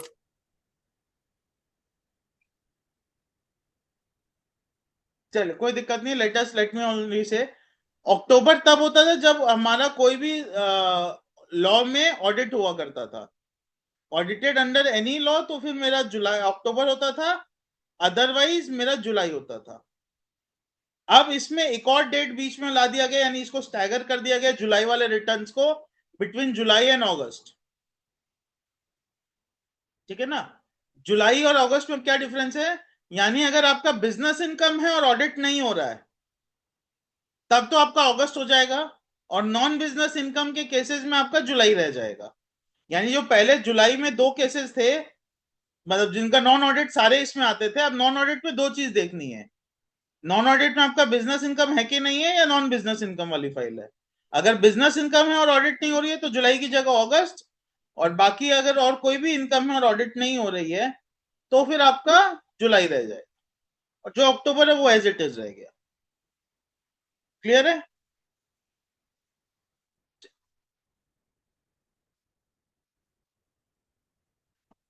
कुछ एक टीडीएस रिलेटेड बहुत सारे मतलब ईज किया गया या बहुत जगहों पे रैशनलाइज किया गया है। एक आई am not sure how many of us has faced this, but अगर हम सपोज करिए कोई नॉन रेसिडेंट से प्रॉपर्टी लेते थे तो हमें उसका टीडीएस काटना पड़ता था। रेसिडेंट से प्रॉपर्टी ले रहे तो 194 आईए में काटे, 1% काटे और जमा कर दिए, पैन के थ्रू कोई इशू नहीं था। बट नॉन रेसिडेंट से अगर लेते थे तो 195 में टीडीएस भी काटना पड़ता था, टैन नंबर लेना पड़ता था और उसके थ्रू जमा करना पड़ता था। तो एक पूरा कंप्लीटली हैजल वाला प्रोसेस हुआ करता था। टू मेक इट इजी उसको भी पैन से आप जमा कर सकते हैं, अब उसके लिए आपको टैन का दरकार नहीं पड़ेगा, ठीक है। अच्छा, हम में से बहुत लोगों का सपोजिटली हमारे फैमिली मेंबर्स में जो सीनियर सिटीजन है उनका से डीमैट में करीबन 100 शेयर्स है, तो जिसमें से 25 शेयर्स में उनको डिविडेंड मिलता होगा। अब अगर क्योंकि उनका टीडीएस नहीं इनकम नहीं है या बिलो टैक्सेबल है, तो उनको अगर टीडीएस नहीं कटवाना है तो उनको क्या हर एक कंपनी को इंडिविजुअली 15H या 15G सबमिट करना पड़ता था और फिर उनका टीडीएस नहीं कटता था। तो अगेन एक हैसल वाला प्रोसेस की अज्यूमेबली अगर 25 है तो 25 जगहों पे अलग अलग भेजना एक ट्रबलसम प्रोसेस था। तो अब उनके लिए क्या इजी कर दिया गया है कि उनको सिर्फ अपने डीपी डिपॉजिटरी को देना है, डिपॉजिटरी उन 25 की 25 कंपनीज को भेजेगी, आपको 25 जगह अब नहीं भेजना, आपको सिर्फ अपने डीपी को फर्निश करना है, DP will in turn furnish to those 25 companies. तो ये एक बहुत positive process. This is a welcome change. हाँ, so there are a lot of things. I'll also come to other changes. अब सपोजिटली कि आपका या किसी और का who is a small assessee, उसका सपोजिटली कि कोई एक टीडीएस कट रहा है, से एग्जांपल के लिए मेरी सिस्टर है एग्जांपल के लिए, उसका income is somewhere around in the gap of 9 lakhs to 12 lakhs example के लिए। अब 9 lakh to 12 lakhs है, इट इज सपोज करिए professional income liable to TDS under 194J। तो उसका तो जबरदस्ती का से अगर 10 लाख भी इनकम है तो 1 लाख टीडीएस कट गया, वो उसका वर्किंग कैपिटल ब्लॉक हो गया। अब उसको तो उस टीडीएस को नहीं कटवाना है तो लोअर टीडीएस सर्टिफिकेट लेना। अब लोअर टीडीएस सर्टिफिकेट के लिए आपको जाना, डिपार्टमेंट विजिट करना या किसी को एंगेज करना और फिर वो निकलवाना, again a completely hassle process. तो उसके लिए भी ना rule based automatic lower deduction certificate का कंसेप्ट ला दिया गया है। आप ऑनलाइन अप्लाई करिए, अगर आपका उस रूल के अंदर में based on your last years ITR and everything आपका इनकम एलिजिबिलिटी क्राइटेरिया में फॉलो कर रहा होगा तो आपको automatically income lower deduction certificate मिल जाएगा। यू नीड नॉट विजिट और pursue that matter for obtaining a lower deduction certificate. Again very important thing and very ease of process।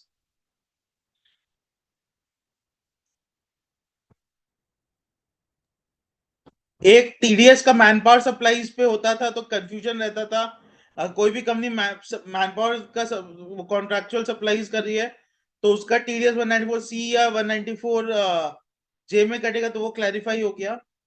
यहाँ देखिए ये इंपॉर्टेंट चीज है, हमें से हाँ रैशनलाइजेशन ऑफ टीसीएस और टीडीएस रेट्स। तो हम में से कितने लोग हैं जो ओवरसीज टूर प्रोग्राम बुक करते थे, यानी फॉरेन टूर्स पे जाते थे? मोस्टली ऑलमोस्ट मोस्ट ऑफ अस। तो क्या होता था, हम जिस किसी भी अगर एजेंट के थ्रू बुक कर रहे हैं तो वो हमें बोलता था कि भाई ये अमाउंट है तो 5% टीसीएस लगेगा, 10 लाख के ऊपर का अमाउंट है तो 20% टीसीएस लगेगा। अब 20% आप समझ लो कि जहां मेरा पैकेज 10 लाख का पड़ा था वो ऑटोमेटिकली 12 लाख का हो गया। तो लोग क्या करने लग गए थे, लोग बोले नहीं भाई इसको कैश में बुक कर ले, इतना अमाउंट खाली तुम डिस्क्लोज कर दे मेरे नाम पे, उतना अमाउंट का टीसीएस ले ले, 10 के नीचे हो गया तो ऐसे भी 5% हो गया, उसमें भी तुम एक काम कर 2 लाख रुपए ही कर दे, मेरा 2 लाख पे 5% यानी 10,000 रुपया ले ले, खत्म कर दे।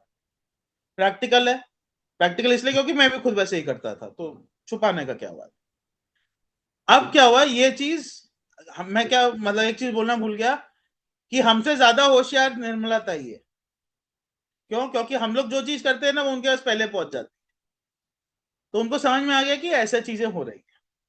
अब उन्होंने क्या कहा, उन्होंने कहा भाई मेरे को तो अमाउंट जानना है, टीसीएस टीडीएस का रेट से मुझे फर्क नहीं है, मुझे तो वो एक्चुअल में 10 लाख रुपया खर्चा किया मुझे तो वो जानना है। हो जाए। चलो मैं एक काम करती हूँ, मैं वो 5% भी जाने दो 20% भी जाने दो, दोनों को 2% कर दो। उससे क्या होगा, आप बोलोगे अच्छा 2% यानी 20,000 तो है, छोड़ो 10 लाख का 10 लाख पूरा दिखाओ पक्का में 20,000 रुपए। अच्छा लोग पक्का में दिखाते इसलिए भी है कि भैया उसको हम अपना बिजनेस प्रमोशन एक्सपेंस दिखा देंगे और अपने कंपनी में उसका डिडक्शन ले लेंगे, तो पूरा 10 लाख रुपया दिखाओ, छोड़ो 20,000 ही तो लग रहा है। तो वही उनका ट्रैप है, क्योंकि उनको तो 10 लाख पूरा देखना है, उनको 20,000 और 2 लाख से मतलब नहीं था। उन्होंने देखा कि 2 लाख दिखाने से लोग दिखा नहीं रहे तो उन्होंने उसको 20,000 कर दिया, 2% कर दिया, अब दिखाओ। So that is where it has been done. The rates has for overseas tour program package of 5%, 20%, both have been reduced to 2%. ठीक है ना? Perfect. इसमें और भी चेंजेस हुए हैं। एक सपोज करिए कि हमारा LRS, I'm not sure how many of us use this scheme of liberalized remittance scheme. तो 2 lakh liberalized, हाँ, जो और जहां पे हम फॉरेन एडुकेशन ये सब के लिए देते हैं तो उसमें दो था, या तो एक लोन लेके दे रहे तो 0.5% या अदरवाइज था तो 5%, तो उस 5% को भी रिड्यूस करके 2% कर दिया गया। एक next important change is with respect to MAT. I am sure most of us as a student has gone through the provisions of MAT. तो मैट का हमेशा मतलब I am not sure about everyone, but मेरे को हमेशा एक ही चीज से डर लगता था, वो मैट क्रेडिट कैलकुलेट करो, उस मैट क्रेडिट के कारण डेफर्ड टैक्स कैलकुलेट करो, मतलब हमेशा सोचता था कि ये चीज कहीं से चला जाए, और चला गया मतलब now MAT has been made the final tax. यानी अब चाहे आप टैक्स मैट प्रोविजंस के अंदर देंगे चाहे नॉर्मल इनकम टैक्स में देंगे, whichever is higher is the law, तो आप जिस भी प्रोविजन में देंगे that will be considered as the final tax. पहले क्या होता था, अगर मैट और नॉर्मल प्रोविजन में मैट हायर है तो आप मैट में दे तो दीजिए, बट डिफरेंस को आप आगे कैरी फॉरवर्ड करके आगे के अगले सालों की लाइबिलिटी से एडजस्ट कर सकते थे। अब वो नहीं अलाउड है। अब इस साल अगर मैट हायर है तो आप मैट का टैक्स दीजिए और no adjustment is allowed. Okay, तो अब पुराना क्रेडिट जो ऑलरेडी हमें मिला हुआ उसका क्या होगा? तो गवर्नमेंट ने एक चीज कहा, अब आप न्यू रेजिम में चले जाइए। सो companies also have a new regime 115BAA, जहां पे आप न्यू रेजिम में चले जाइए। उसके बाद जाके आपको जो पुराना टीसीएस क्रेडिट है, सॉरी पुराना मैट क्रेडिट है, वो 1/4 of the tax liability of a particular year करके मिलते जाए। ठीक है,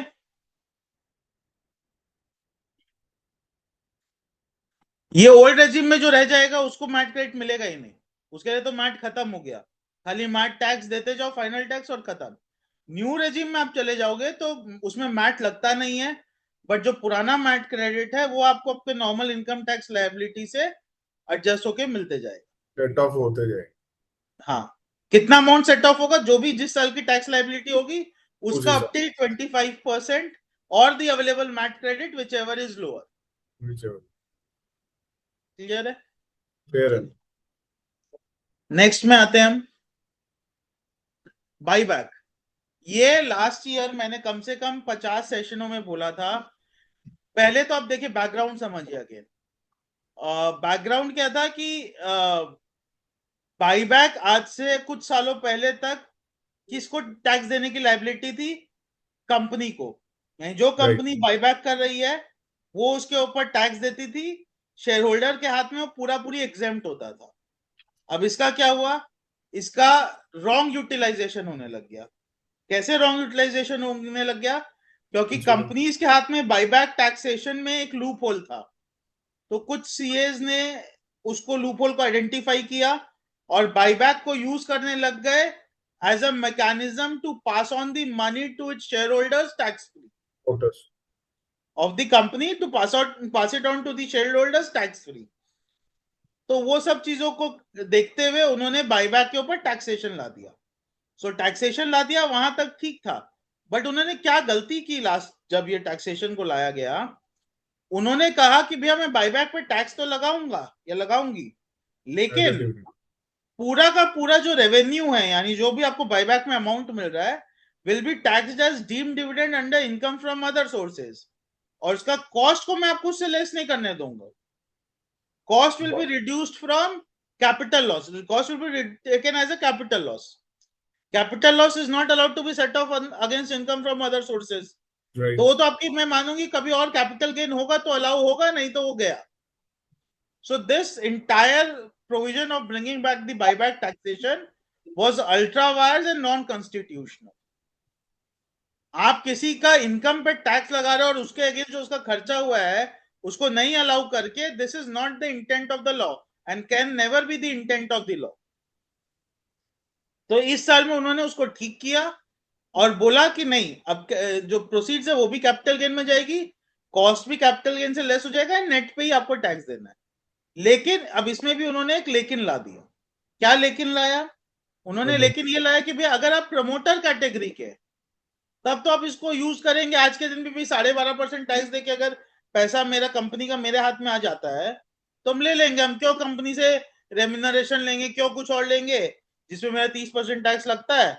हम तो 12.5% ही ले लेंगे, कैपिटल गेन ले लेंगे हम। इतना ही तो होगा कि अगर मैं बाईबैक कर दूं 12.5% में कैपिटल गेन मिल रहा है मेरे को, मैं वो ले लूंगा। तो उन्होंने कहा नहीं, अगर आप प्रमोटर कैटेगरी में हैं तो आप इस पोजीशन पे हैं ये बाईबैक को यूज करने के लिए as an arbitrage tool to make it anti arbitrage. In case of promoter higher rate of tax लगेगा, यानी जो आपका नॉर्मल इनकम पे लगता है वो रेट ऑफ, आप कैपिटल गेन में ही लगाइए बट हायर रेट पे टैक्स दीजिए। यानी सपोज करिए कि आप इंडिविजुअल्स हैं तो 30% पे, कंपनीज है तो 22%, तो आप हायर रेट पे टैक्स दीजिए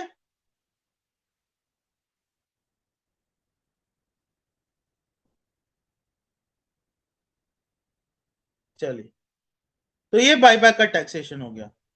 STT I am not going into, because ये सर ने इतना अच्छा से एक्सप्लेन कर दिया है कि whatever I now say will be just a waste of time. एक एक लेकिन एसजीबी टच बेस। हाँ, सॉवरेन गोल्ड बॉन्ड। देखिए, अब सॉवरेन गोल्ड बॉन्ड के लिए ये अगेन मेरे पास ये queries every year was coming and I was every year trying to explain it to people. Sovereign gold bonds एक स्कीम थी जो गवर्नमेंट ने इंट्रोड्यूस की थी, अब बंद भी कर दी है। उसमें जिन्होंने भी बॉन्ड्स अप्लाई किए थे और या रख के रखे हैं या मार्केट से खरीदे थे और रख के रखे हैं, तो देखिए सॉवरेन गोल्ड बॉन्ड स्कीम में क्या था कि जो भी आपको मैच्योरिटी पे पैसा मिलेगा वो एग्जेम्प्ट होगा, ठीक है। अब लोग इसमें ये क्या था, ये सॉवरेन गोल्ड बॉन्ड ट्रेड भी होते हैं स्टॉक मार्केट में, तो लोग क्या कर रहे थे, लोग मार्केट से खरीद ले रहे थे और उसको मैच्योरिटी तक होल्ड कर रहे थे और उसका एग्जेम्पशन ले रहे थे। गवर्नमेंट ने क्लैरिफाई कर दिया कि नहीं, मेरा इंटेंट था कि आप अप्लाई करें, जब स्कीम आई है पूरे 8 साल होल्ड करें और मैच्योरिटी तक रखें और तब रिडेम्पशन ले, तब मैं आपको एग्जेम्पशन दूंगी। अगर आप बीच से मार्केट से खरीद के मैच्योरिटी तक होल्ड कर रहे हैं तब एग्जेम्पशन नहीं मिलेगा।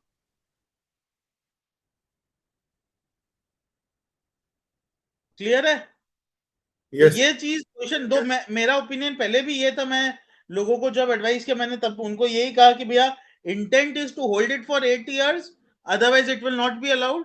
Now that issue has been clarified.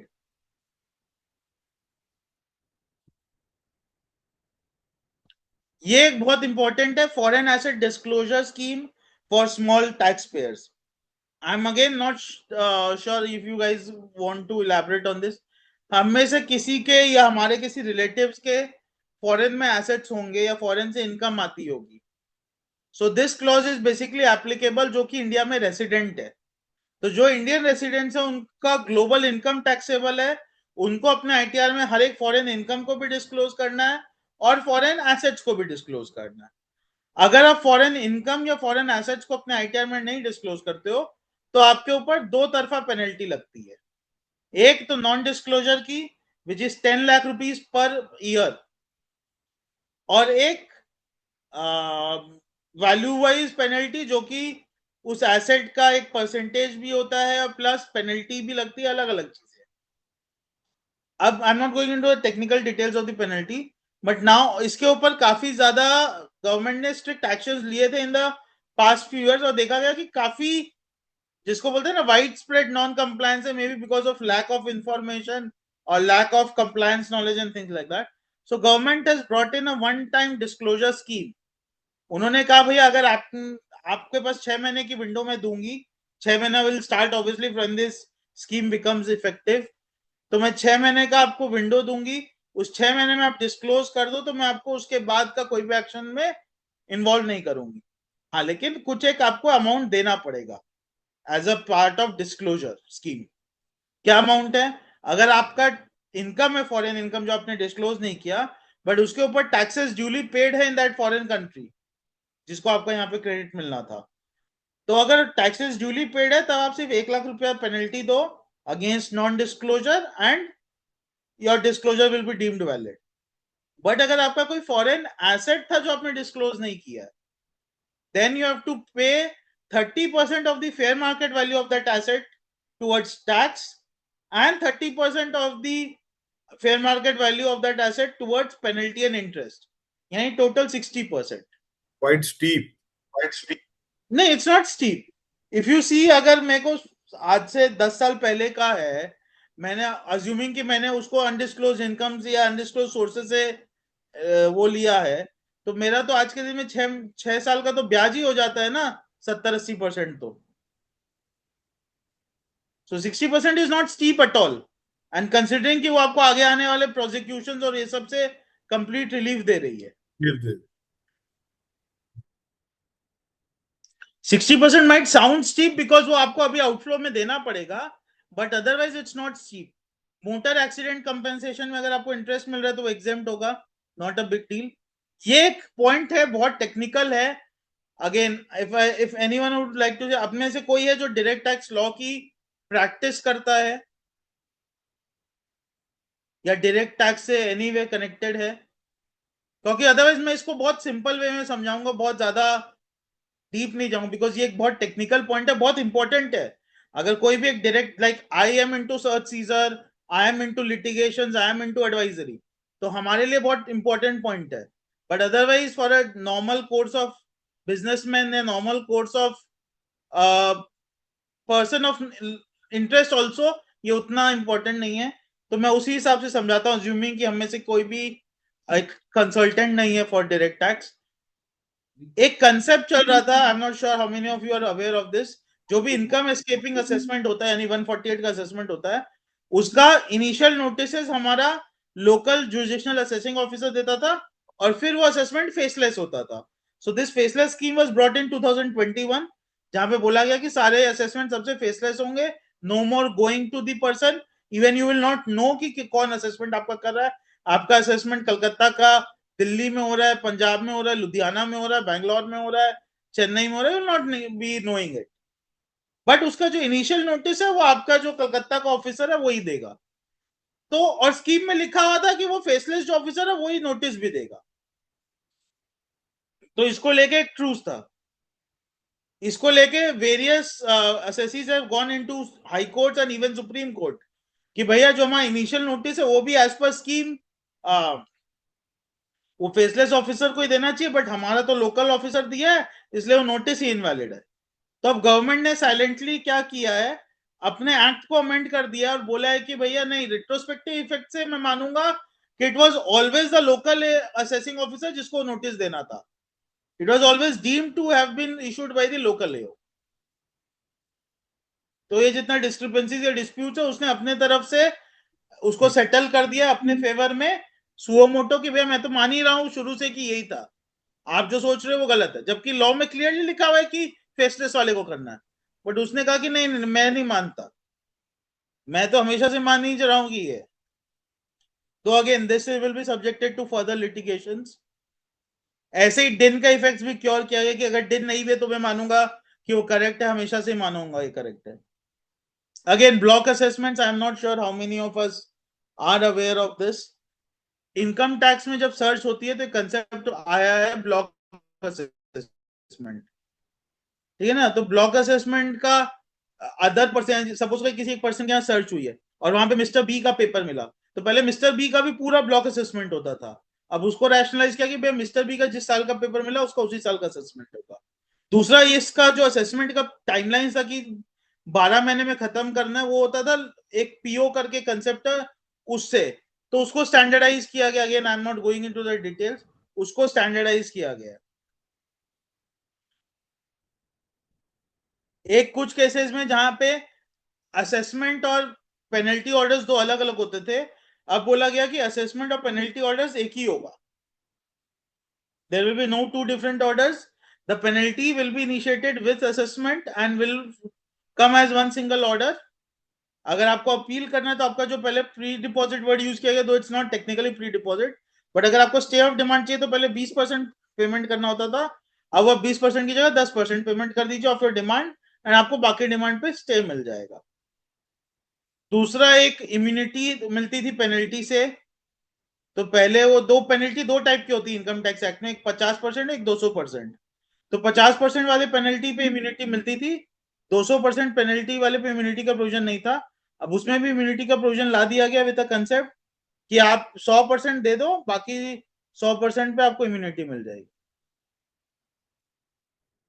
कुछ केसेस में पेनल्टी को डीक्रिमिनलाइज किया गया है, जहां पे रिग्रेस इंप्रिजनमेंट था उसको सिंपल इंप्रिजनमेंट कर दिया गया है ताकि बेल मिल जाए। Again I am not going into this.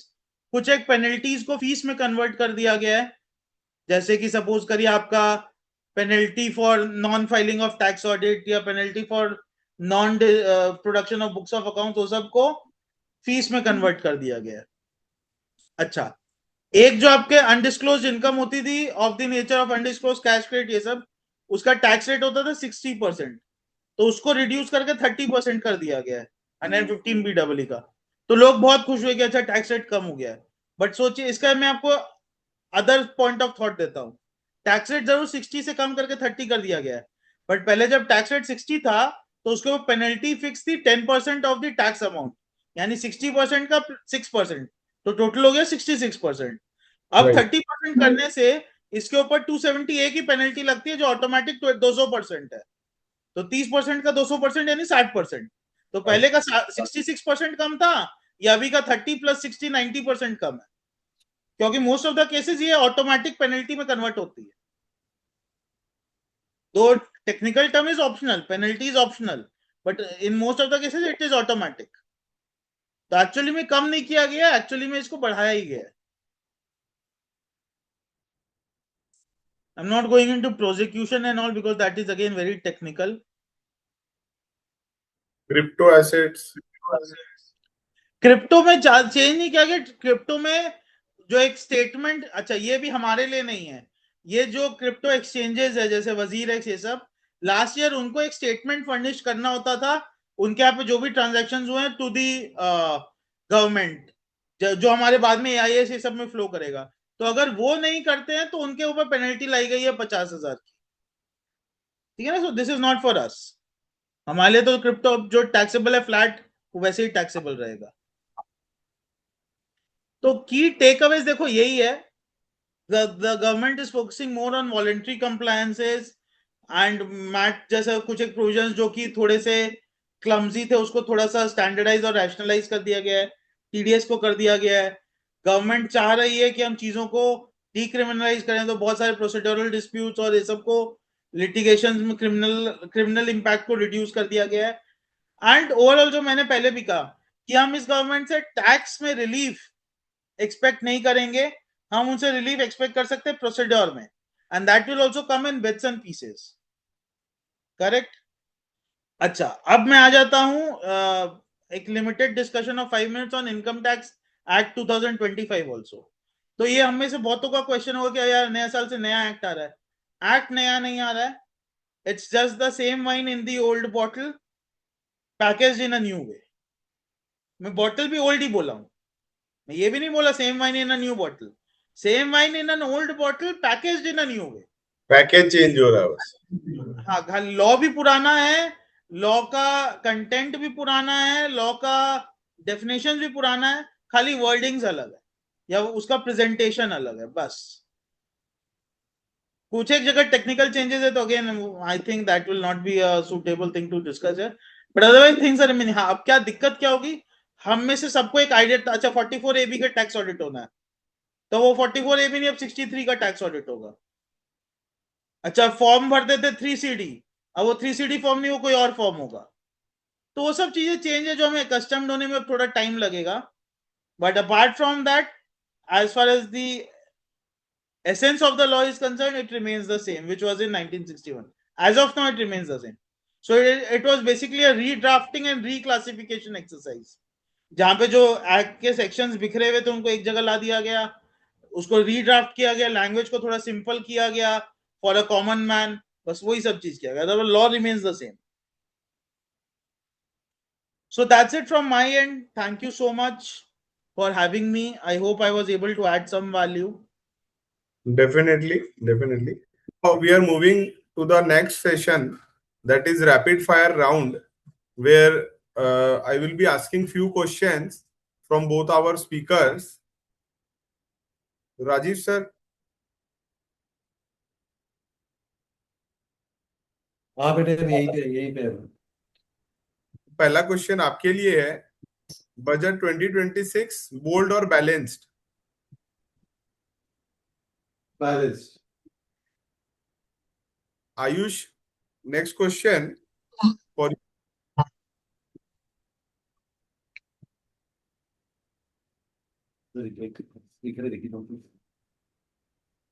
वहाँ आवाज नहीं आ रहा है।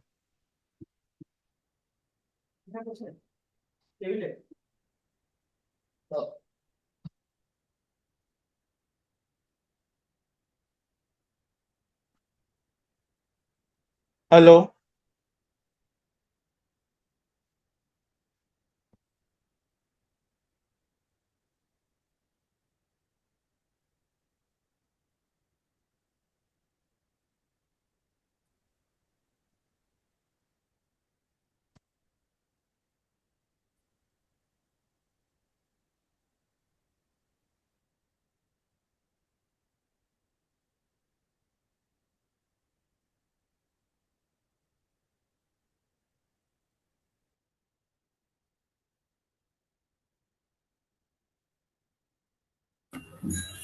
आई थिंक अंकित का नेटवर्क शायद डिस्कनेक्ट हो गया है. So I have one question Ayush. जो आपने मेंशन किया था जुलाई एंड अगस्त फॉर हाँ अदर हाँ एंड फॉर बिजनेस इनकम. तो if one person has both the income, say one is salaried as well as has a business, तो उस case में कौन सा मंथ एप्लीकेबल होगा? अगस्त हो गया ना, मतलब अगर बिजनेस इनकम है, whether with or without any other income, if business income is there then it automatically shifts to August. अच्छा, by default it will be August अगर बिजनेस हाँ, इनकम है तो. प्रोवाइडेड आपका ऑडिट नहीं है, ऑडिट है तो फिर October. October. Okay, thanks. Yeah Priya, do you have another set of questions with you?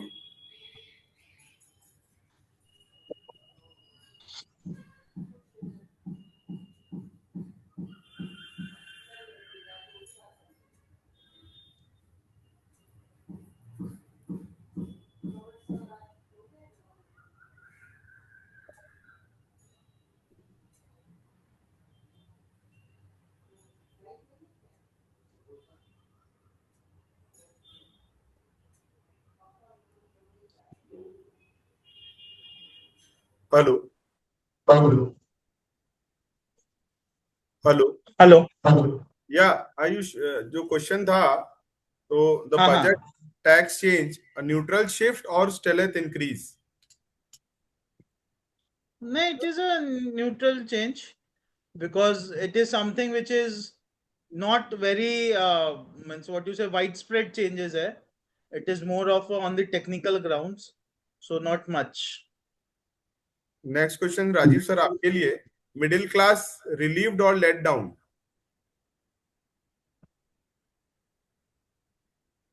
देखो क्या है, लास्ट ईयर 3 जो बजूका था तीनों दे दिया गया. इंडियन को 3 बजूका था, तीनों दे दिया गया. क्या क्या दिया गया? नंबर 1 दिया गया सबसे पहले फरवरी लास्ट ईयर, इस साल ही उन्होंने वो इनकम टैक्स कम कर दिया. 12 लाख के सब तक, वो आयुष को अच्छा से पता है, वो बता देगा. मैंने इनकम टैक्स कम किया. दूसरा, उन्होंने आरबीआई ने रेट कट कर दिया जून जुलाई में, ह्यूज रेट कट. तो इनकम टैक्स कम हो गया तो हम लोग के पॉकेट में रुपए ज्यादा हो गए, पर्सनल डिस्पोजल इनकम बढ़ गया. फिर सेकेंड, जब रेट कट किया तो हम लोग का ईएमआई कम हो गया. फिर तीसरा जो राहत कसर था, जीएसटी कर दिया. डायरेक्ट बेनिफिट, ये तो बच्चा बच्चा के पॉकेट में आया. कोई लोन टैक्स, डायरेक्ट टैक्स तो जो लास्ट फरवरी में कम किया था वो तो only the people who are paying taxes up to 12 lakh something था. और रेट कट जिसके लिए जिन लोगों ने लोन लिया, लेकिन जीएसटी कट किया तो वन शॉट में सब चीज दाम कम हो गया. तो 3 ऑलरेडी बजूका मिडिल क्लास को मिल चुका है. तो आप सब लोग सोचो कि मिलते ही जाए मिलते ही जाए, ऑलिवर ट्विस्ट की तरह गिव मी मोर, वो तो नहीं हो सकता ना भाई. और ये जो बोला आयुष गोयल ने, एक लाइन सही बोला कि ये तो सोचना भी मत कि हम लोग को कोई टैक्स वो छोड़ेंगे, कि भाई वो कोई भी तरह का हम लोग को टैक्स रिलीफ मिल सकता है. जबकि उन्होंने लास्ट में तीनों दिया था, बट ये सोच भी नहीं सकते हम लोग कोई टैक्स से कम करते. सो मिडिल क्लास को ऑलरेडी मिल चुका है. अब और कुछ नहीं है, अब हम लोग का टाइम है कुछ करके दिखाने का. बस हम लोग भाई एक हाथ में माला रखे हुए, एक हाथ में भाला रखे हुए हैं. सनातन धर्म खतरे पे बस चल रहा है भाई. बताओ. सर आप दोनों से एक क्वेश्चन है, last question. One missed opportunity. Ayush तो भी देखो बोल. मेरे एंड पे what I think again because I am a student of law, तो क्या है ना, बहुत सिंपल से एक एग्जांपल के साथ मैं शेयर करूंगा. इंडिया को डेवलप करने में सबसे बड़ा रोल होगा कंप्लायंस का. जितना आप अपने लोगों को कंप्लायंट बना पाओगे उतना आपकी इकोनॉमी ग्रो करेगी. क्योंकि जैसे डिमोनेटाइजेशन एक एग्जांपल था, जहां पे रुपया सिस्टम में आया, इन्वेस्ट हुआ, चाहे एसआईपी में हुआ, चाहे इक्विटी में हुआ, कहीं भी उसका ठीक है नेगेटिव पार्ट था, बट जितना आप सिस्टम में लोगों को ला पाओगे उतना है. तो उसका एक बहुत बड़ा रोल होता है कि आप चीजों को सिंप्लीफाई करो.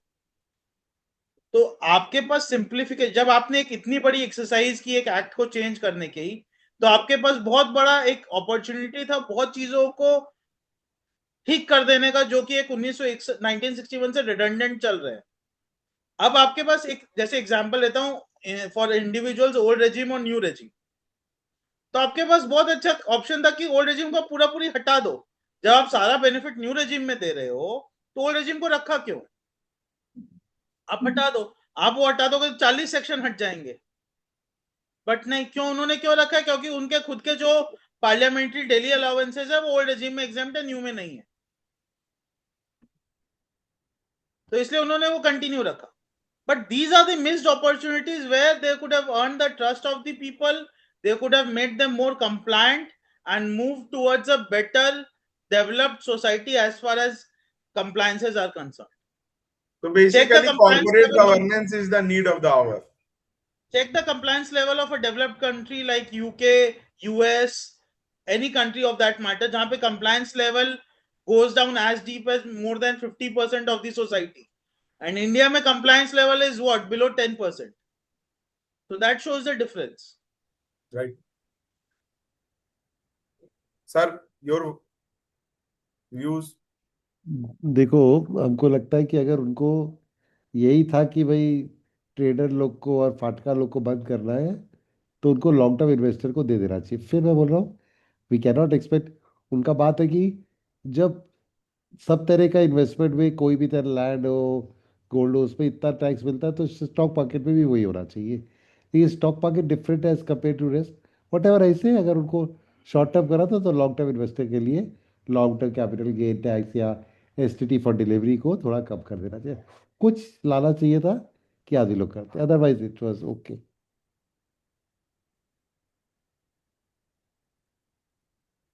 Thank you, sir. Thank you for your time. A vote of thanks. I would like Mr. Varun Bothra to add few words here.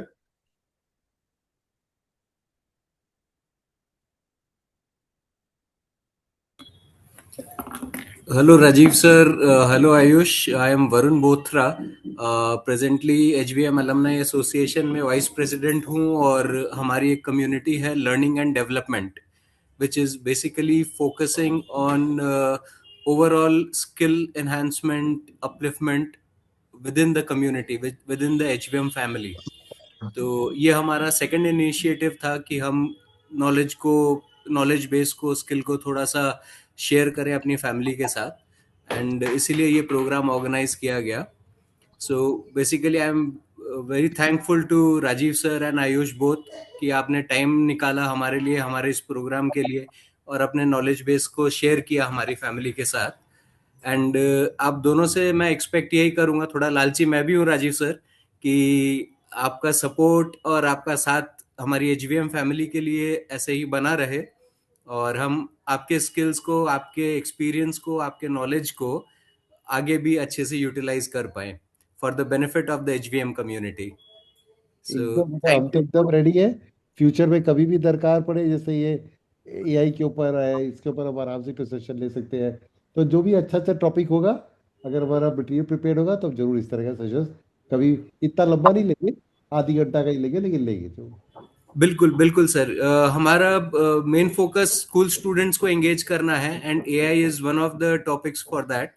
तो नेक्स्ट प्रोग्राम स्कूल स्टूडेंट्स को लेके करेंगे, एंड उसमें आपका, आयुष का, हम सबका पार्टिसिपेशन रहेगा, एंड बहुत बहुत अच्छा अच्छे से, लगेगा। और बहुत थोड़े अच्छे से अच्छे करो। स्केल में करेंगे उस प्रोग्राम को। दिव्या तो दिव्या पर तो बहुत ट्राई करती है स्कूल में चालू करने का नॉलेज कैप्सूल का हमारा सेशन। वो होता ही नहीं है, पता नहीं क्या करते हैं सबको इन लोग स्कूल में, बट वो बोलिए वो पीछे लग गई है। लेट अस सी, ग्रास रूट लेवल पे जाएगा, हर बच्चा को फर्क पड़ेगा। अभी स्कूल हम का हमेशा थोड़ा बोल, सा लेड बैक एटीट्यूड रहा है अभी तक के, बट राइट। ये चीज हम लोग भी रिकग्नाइज कर रहे हैं और उस पे एफर्ट भी ले रहे हैं राजीव सर। तो होपफुली बहुत जल्दी वो इशू रिजॉल्व हो जाएगा, और एक one two one interaction moment हमारे लिए बनेगा जब हम स्कूल स्टूडेंट्स को एंगेज कर जरूर। पाएंगे। देखो अपन लोग का बात है, स्कूल स्टूडेंट वाला लोग का मेन मेन मेन वही होता है। तुम लोग का तो जो हो रहा है हो गया। तो स्टूडेंट लोग जो यंग है उन लोग का ये है। हम हमेशा एक तो एग्जाम्पल देते हैं कि 40 साल पहले शिवाजी पार्क पे मुंबई में हजारों बच्चे क्रिकेट खेलने गए थे सचिन तेंदुलकर कोच से, उसमें से एक सचिन निकला। तो अगर हम लोग पूरा एचवीएम को ये सब क्लासेस कराएंगे तो ऑटोमेटिकली कोई ना कोई उसमें से जरूर एपीजे अब्दुल कलाम, कोई ना कोई प्रणब मुखर्जी निकल के आएगा। तो तुम लोग अपना स्कूल को बोलो कि थोड़ा लेट बैक और एटीट्यूड थोड़ा अपना साइड में रखे और थोड़ा सा इनिशिएटिव ले तो बेटर रहेगा। जी जी बिल्कुल, इसको कर रहे हैं राइसर, एंड बहुत जल्दी अपने नेक्स्ट प्रोग्राम के लिए भी डिस्कशन चालू करेंगे। चलिए, पक्का पक्का, ओके। जी जी, thank you so much, thank you Ayush. Thank you so much. Thank you Thank so much, you. sir. Thank you so much, Ayush. Thank you all. Thank you So, everyone. Thank you. okay. Thank you. Thank you.